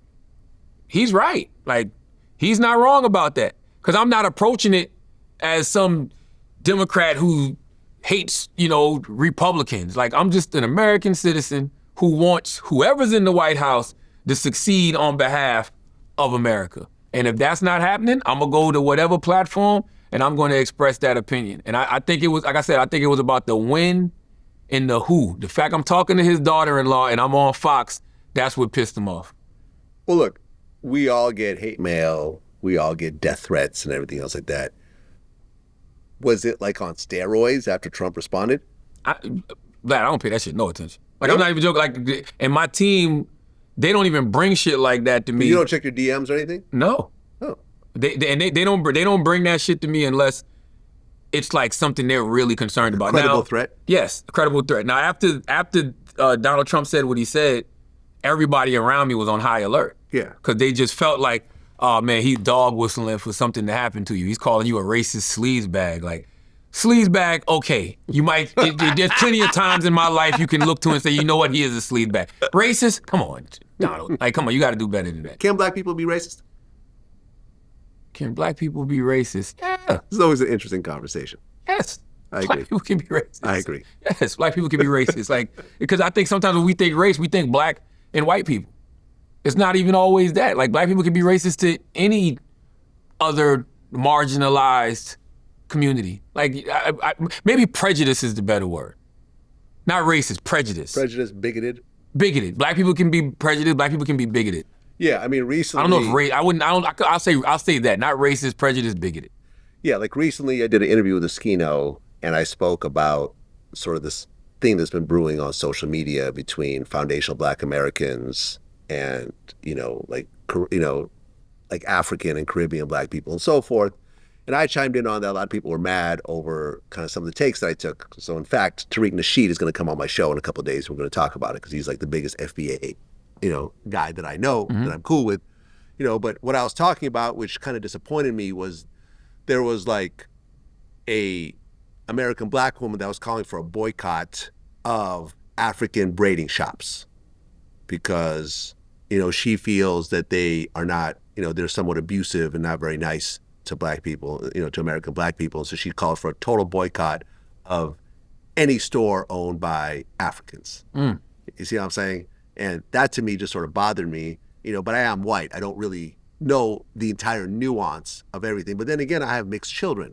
So I'm speaking, from that point of view of I don't want my kids growing up, not liking non-American black people. I want them to have Jamaican friends and, African friends, and, Caribbean friends and so forth. I mean, when you see that type of thing happen as a black person, what do you think? I think it's ridiculous. And the reason I think it's ridiculous because if me and an African or me and a Caribbean person is walking down the street and we're melanated, in this country, they're not going to look and say, oh, that's a Jamaican, that's a foundational black American, and that's a, what did I say? What was that when I said African? Yeah. They're just going to say, those are three niggas. So it's like when you look at it from that mindset, man, we all need to be trying to figure out how to have unity and group operation. Like, we should. That was my point. Yeah, like, I mean, that's my. Because then, like, I remember I was talking to Willie D the other night. He goes, oh, yeah, it's like, we've seen that in our community, but then there's also like, but he said, you see a lot of situations where Africans kind of look down on black Americans, even though black Americans have worked to kind of get, the overall black community to a certain point and so forth. So the disrespect kind of goes both ways. And I just don't like all of it from both sides. From both sides, I don't like it. Because at the end of the day, what do you gain by beefing with people who look like you? Hey, listen, once again, when you're talking about white supremacy does not care. White supremacy just sees you as a melanated person here in this country. Right. And they are going to treat you accordingly. So we can spend time, beefing amongst each other, but we're not each other's enemy. The real enemy is the people that are trying to oppress people of color all around the world. That's who we should be coming together to, boycott. That's who we should be coming together to take a stand against. The whole beefing with each other it doesn't make any sense to me, especially when I'm not gonna say we all know, because I do feel like there's a lot of black people that were indigenous to America already. When you even look at a lot of pictures of Native Americans, they have like a lot of African American features. You go where I'm from in South Carolina, Geechee, Gullah, heritage, culture, like I feel like a lot of us were already here. But, also in South Carolina, we have this pier called Gadsden's Wharf. That's where the International African American Museum is built. I'm on the board of the International African American Museum. Nice. Damn near half of all slaves from West Africa came through that port. So I'm saying all that to say we're all kind of in the same boat. Like, I don't look at people who came from Africa as being different from me, because whether you were indigenous to this land or you can trace your ancestry like I can back to West Africa, it's too many of us that are linked to the motherland. Africa is the birthplace of civilization, period. So I'm not gonna ever look at them and be like, oh, they not one of us, and they shouldn't look at us and be like they not one of them, because when they make the decision to bring their asses to America, trust me, white supremacy is looking at them just like they looking at my foundational black ass. So I just think unity and group operation is the way to go. I don't think we gain anything from having that kind of infighting amongst each other. That's what it is. Charlemagne, after 2 years, man, thank you for coming back. Yes. You just had to make it happen. Absolutely. And like I've done with a few of my other guests, we're about to switch positions and you're about to interview me. Absolutely. I do want to add one thing, though, just about the media conversation. Mm-hmm. I want to say that I'm happy for Joe Budden. Yeah, me too. I'm looking at all the success, because you said that earlier, and that's true. I'm happy that, he figured it out. He figured it out, and he's doing things on his own terms. And I'm genuinely happy for him, you know. And also, I want to salute the academics, because Ak is a guy who, people may not know. Ak's first interview ever. Breakfast Club. No, it was with me. He was in college. Oh, okay. Yeah, and he was doing college radio, and he came to Power 105.1 to interview me. And so, I mean, that's on YouTube somewhere. So it's me and Ak. I don't know if people know that, but me and Ak talk. Like, we that's my man. We catch up. Like, what I'm saying? Like, we may go a while without talking, but we always end up getting on the phone and catching up and having conversations. So I just think, Ak, man. Yeah, I think that's something people don't know. Yeah. And so they always trying to act like there's this beef and create these issues, and it's just like, nah. If these are people that I've known for a super duper long time, and like I said, me and Ak end up catching up. Me and Joe haven't caught up in years, but me and Ak end up catching up. Dope. Yep. Vlad, I'm sure you've been asked this a million times, but a lot of rappers say you set them up with police-style questions.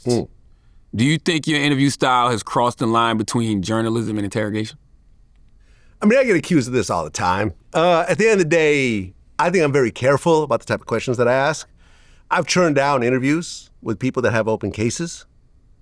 Really? Yeah, like Draco the Ruler. He wanted to do an interview with me when he was still facing his murder case. And I told his manager, I'm just not going to do it. I'm not going to do it. Now, when he gets out, I got him. And when he got out, I did the interview. Now, unfortunately, he passed tragically later on. But yeah, I've turned down a lot of interviews. I've cut stuff out of interviews. I mean, the only time I ever talked to someone about an open case where we're actually talking about details about the open case, that was Keefe D. Keefe D had already written a book, and I'm referencing the book. For example, I just did Boosie. Now, Boosie, we talked about his gun case, but he's already pled guilty. He's already pled guilty. And we made sure that he spoke highly about the judge and everything else like that, because he still has to be sentenced. But I'm very careful about that. Now, at the end of the day, when I first got into it back in 2008, nobody was doing this. We were the first hip hop YouTube channel that's still around in any kind of sizable capacity these days. But nobody was asking these types of tough questions. All you really had was radio interviews, which was very softball at the time. Shout out to everyone who came before me, but they weren't doing what I'm doing. These days, it's a lot more common to do what I do. Like, you see the No Jumpers of the world that go even farther than what I do. But no, I don't think it does cross the line. I think I'm very careful. And the only person I've ever heard about that actually had my interview involved in his case, and the case hasn't even happened yet, was Keefe D. So at the end of the day, how can you say that, and where's the proof? Do you think you get credit for your journalism? These days I do. I do. Like when I walk around now. 'Cause a lot of people think you have a brand, you've made a brand off just people incriminating themselves. No. But to me, it's journalism. You're just asking questions. Listen, some of my greatest interviews are not even about that. You know, interviews with Smokey Robinson, interviews with Shaka Khan. Like, at the end of the day, I'm very hip-hop based. Like, the foundation of what I do is hip-hop. But hip-hop encompasses a lot of other stuff. It encompasses fashion. It encompasses crime. It encompasses acting. It encompasses sports. So I try to kind of get everything. And as far as, as I try to. But at the end of the day, hip-hop is the basis of what I do. You've been accused of exploiting black culture for profit. How do you respond to people who call you a culture vulture? I think every white person is called a culture vulture in hip-hop, including Eminem, including Leo Cohen, including Steve Rifkin, including everybody. So to me, it's just another thing to say. But I think when people really know who I am, like you know who I am, and know about my family, and know about what I'm like off camera, I don't think anyone would actually say that. Do you think you'd have the same platform if you were black? Yeah, I do. Absolutely. Because you've seen so many black people come after me with similar types of platforms that have done great. Look at Sean Cotton, look at Gillian Wallow, look at Nori. Now, they don't do exactly what I do, but I think it's overall in the same vein. We talk to a lot of the same people. We ask some of the same questions. Do you think your interviews contribute to hip-hop history, or do you think you're documenting trauma for clicks? I think it's history. I think it's history, but at the end of the day, who doesn't have trauma? Who doesn't have trauma in their life? Name one person who's had a life devoid of trauma. It's Nobody. Impossible. Yeah. You, me, my cameraman, your security, we've all had traumatic experiences. And at the end of the day, sharing those traumatic experiences is something that we do in our regular lives anyways. Now, have I ever ambushed somebody? Like for example, like I was talking about, with D. Ray Davis, right? A friend of mine. And there was an interview where he talked about being molested by these horrible looking 30-year-olds, right? And I kind of laughed based on the way that he was describing the story. But me and him have a real friendship. And he's also a comedian. He's so also a comedian, so he's saying it in a comedic style. But people hated me over my reaction or even bringing this up. But at the end of the day, this is his truth. This is something, that he's talked about before, and he didn't have a problem with it. But other people have more of a problem than the actual people that I'm interviewing. And that's okay. Some people might say you had somebody ambushed, though. Who? Remember when Tariq Nasheed walked in on, what was the dude's name? I can't remember his name. Tommy Sotomayor. Tommy Sotomayor. We've talked about this. And Tariq is coming back on my show. I've talked to both him and Tommy about it. Now, Tommy still thinks there's some weird conspiracy theory about it, but I did not have him ambushed. What had happened was I interviewed Tariq, and then people in the comments were like, oh, you should interview Tommy. I had no idea there was a beef between these two. It wasn't in my notes. Like, I think after I interviewed Tariq, I released the whole Tommy interview. You got to see the whole interview. Tommy was the one that was mentioning Tariq. And when he mentioned it, I just went on to the next topic. It wasn't even a talking point. Now, the thing is that Tommy was doing an interview at the same location that Tariq was doing it, and Tommy was on social media saying, I'm about to do Vlad TV today. I just drove down, about to do Vlad TV, go down to the Vlad TV studios. Now, Tariq is watching this, and Tommy, I think, had talked some shit about his daughter or something like that. So, Tariq took it upon himself to confront him, unfortunately, in the actual interview as opposed to waiting outside for him, and that's what happened. But I did not plan for Tariq to come there. And in fact, me and Tariq really had beef for years over that situation. Does that sound like a setup? Yeah, no, me and him just recently, because here's the thing, like, I didn't realize, I saw an interview where basically Tariq said, oh, Vlad knew my beef with Tommy and he purposely brought him in to aggravate the situation. And I'm like, oh, that's what he thought? So I got on the phone with him, we had a conversation. I said, I had no idea you guys had beef. I'm gonna release the interview and you'll see for yourself. I never even brought your name up. He knew that Tommy was coming. It was the same studio. Tariq showed up. Nothing happened. There was no fight. It was just a bunch of grown men arguing in each other's faces. I think Tariq brought him like a Coon Award or something, like a Coon Train Award or something, which, Tommy, I remember that. Yeah, Tommy left that. But no, I absolutely did not set him up. And the only person who's claiming that is Tommy, which at the end of the day is just false. I've always said this, and I have the proof to show for it. Would you ever pull an interview if you thought it might like hurt somebody's life? Would I pull it? Yeah. Yes. Have you done that?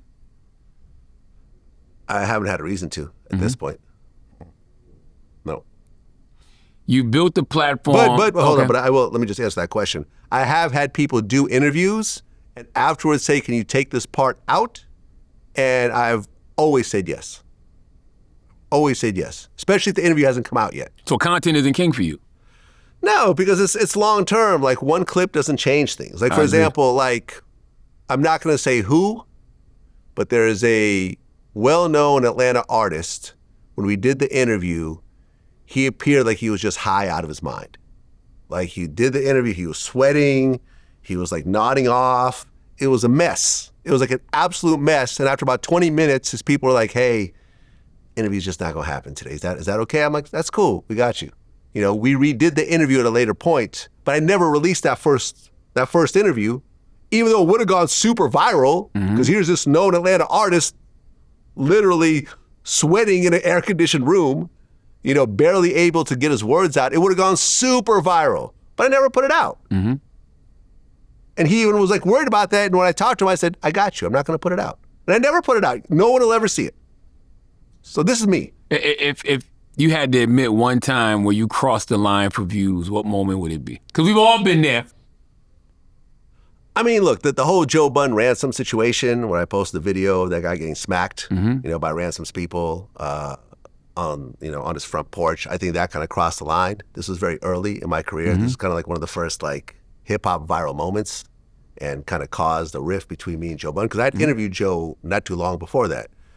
At the end of the day, the dude that got slapped wasn't even Joe Budden. It was like a friend of his and so forth. And I think in that case, I probably would have looked at that, like the 2025 Vlad, the 52-year-old Vlad would have looked at that and said, I'm not going to put that out. Like for example, like Taxstone, right? During his trial, he wanted to do an interview because he's like, look, the jury is told not to watch the media, but they watch the media. Absolutely. Right? And doing an interview would be a way to get his story out without taking the stand. But from my point of view, I said, you're probably right, but this interview was probably going to be used in the trial. And if you got convicted and I knew I had a part in it, it would break my heart. So I just told him I'm not going to do the interview. And I remember Tax felt a certain type of way about it. He wasn't mad, but you could tell he wasn't happy with my results. I said, listen, if you want to do it with someone else, I got, that's your choice. But me personally, I know it'll get a lot of views. We're in the middle of a murder trial. Everyone's covering it. I know it'll get a lot of views, but meaning that you're my friend, I just don't want to do it. And I never did it. You built the platform asking everybody tough questions. What's the one question you hope nobody ever asks you? I mean, I've always avoided the family questions. As you know, when I go do interviews with you, because I feel like in my life, my personal relationships, like that's just not for the media. You know what I'm saying? Like to me, it always like baffles me how you see like the Cardi B's of the world, or the what's the girl from Detroit who was dating the football player recently?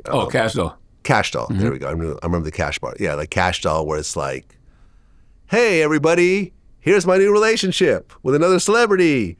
Look at us going out on a date. Oh, look, we're having so much fun. Oh, it didn't work out. We like to announce that now we're breaking up.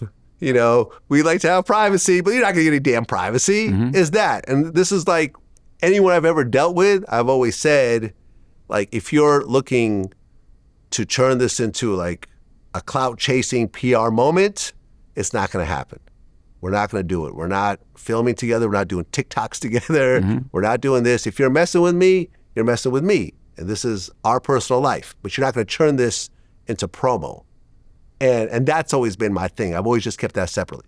I got two more questions. What's more important to you, truth, clout, or control of the narrative? Truth. Truth. you know me forever. Have I really been a clout chaser? No, not. But here's the thing. No, not. You're not a clout chaser, but you just, for whatever reason, you created a platform that people like to come up here and spill their guts. Right. You know what I'm saying? Well, I mean, I know how to ask questions. I know how to tell, have a person tell their story. Like people think, what do you do? It's not a big deal. You just ask people questions. No, you're controlling the story. Absolutely. I'm creating, especially with someone for the first time, I'm doing a life story piece on them. Like, I'm telling the story from beginning to end. And during the time, they're like, shit, how did you even know that? Like, because we research and so forth. So yeah, I've never really chased clout. Although I put out some tweets every so often that I know is going to get under people's skin. Controlling the narrative. Listen, we all try to do our best, but I realize it's out of our control. So stuff will come out, and it is what it is. So really, I think the truth is the most important part. Oh, I got 2 more questions. You made me think of something. Are you, do you regret at all becoming more of a personality? With the tweets? No. Talking more during the conversations? No, I think it's just a natural progression. Okay. I think it's a natural progression. I mean, in the beginning, I like being behind the camera. I like being more kind of behind the scenes. But over time, it's not like I've ever hidden who I am. Just like, I talk about art from Art Dialogue, or Cam Capone, who've never really been on camera. They don't take pictures with their guests and stuff like that. Like, I've always done pictures with my guests. I've been doing Breakfast Club since there was a Breakfast Club. Yeah, absolutely. Right? I mean, I do Pierce Morgan. I do big, high-profile interviews. Like, people who know me at all usually know what I look like. So, yeah, I mean, I kind of... over time, I think I've done a little bit more of it because I think that there are advantages to it. There are some disadvantages as well, but I think the advantages kind of outweigh the disadvantages. So yeah, I don't mind that at all. My final question. Yeah. How do you feel about artists who say going on Vlad TV is basically career suicide? When has that been the case? Name me one artist that ultimately didn't benefit from being on Vlad TV. I mean, we've made whole careers for artists, comedians, and so forth. People have started podcasts after being on Vlad TV.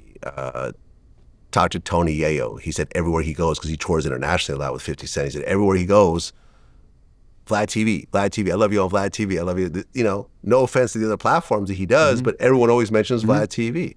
It's not career suicide on any level. They feel like that because of the perception that if you do a Vlad TV interview and you incriminate yourself, you're going to end up in jail. Right, but then again, all the people that have accused me, the social media, has accused me of certain people going to jail because of my interviews. When you talk to the actual people, they'll say that my Vlad TV interview had nothing to do with my case. Talk to Taxstone, who I've been accused of. He'll say nothing to do with this case. Talk to Casanova 2 times. Once again, nothing to do with this case. Arab, that's one person that people, it's definitely Arab. Arab himself has said nothing to do with the case. He has snitches in his camp. One particular snitch that told on everybody. The stuff that he talked about wasn't even included in this case. He was convicted of something completely different, stuff that him and I have never talked about. Who else? Who else went to jail? Sue Surf went to jail.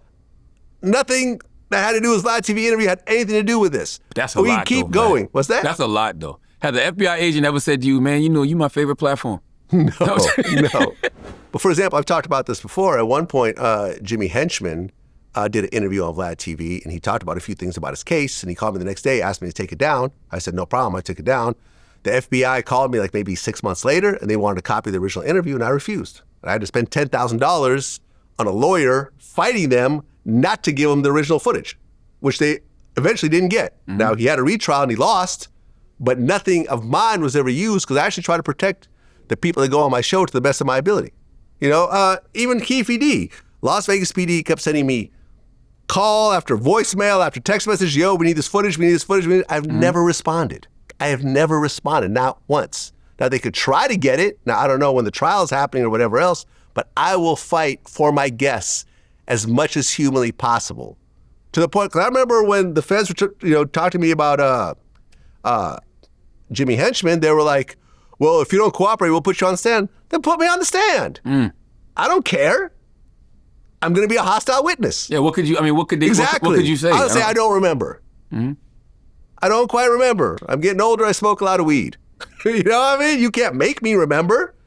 But at the end of the day, I will fight for my guests. The one thing that I will not do is have someone come on my show and then I turn around and work with the police to try to bust that person. That will never, ever, ever happen.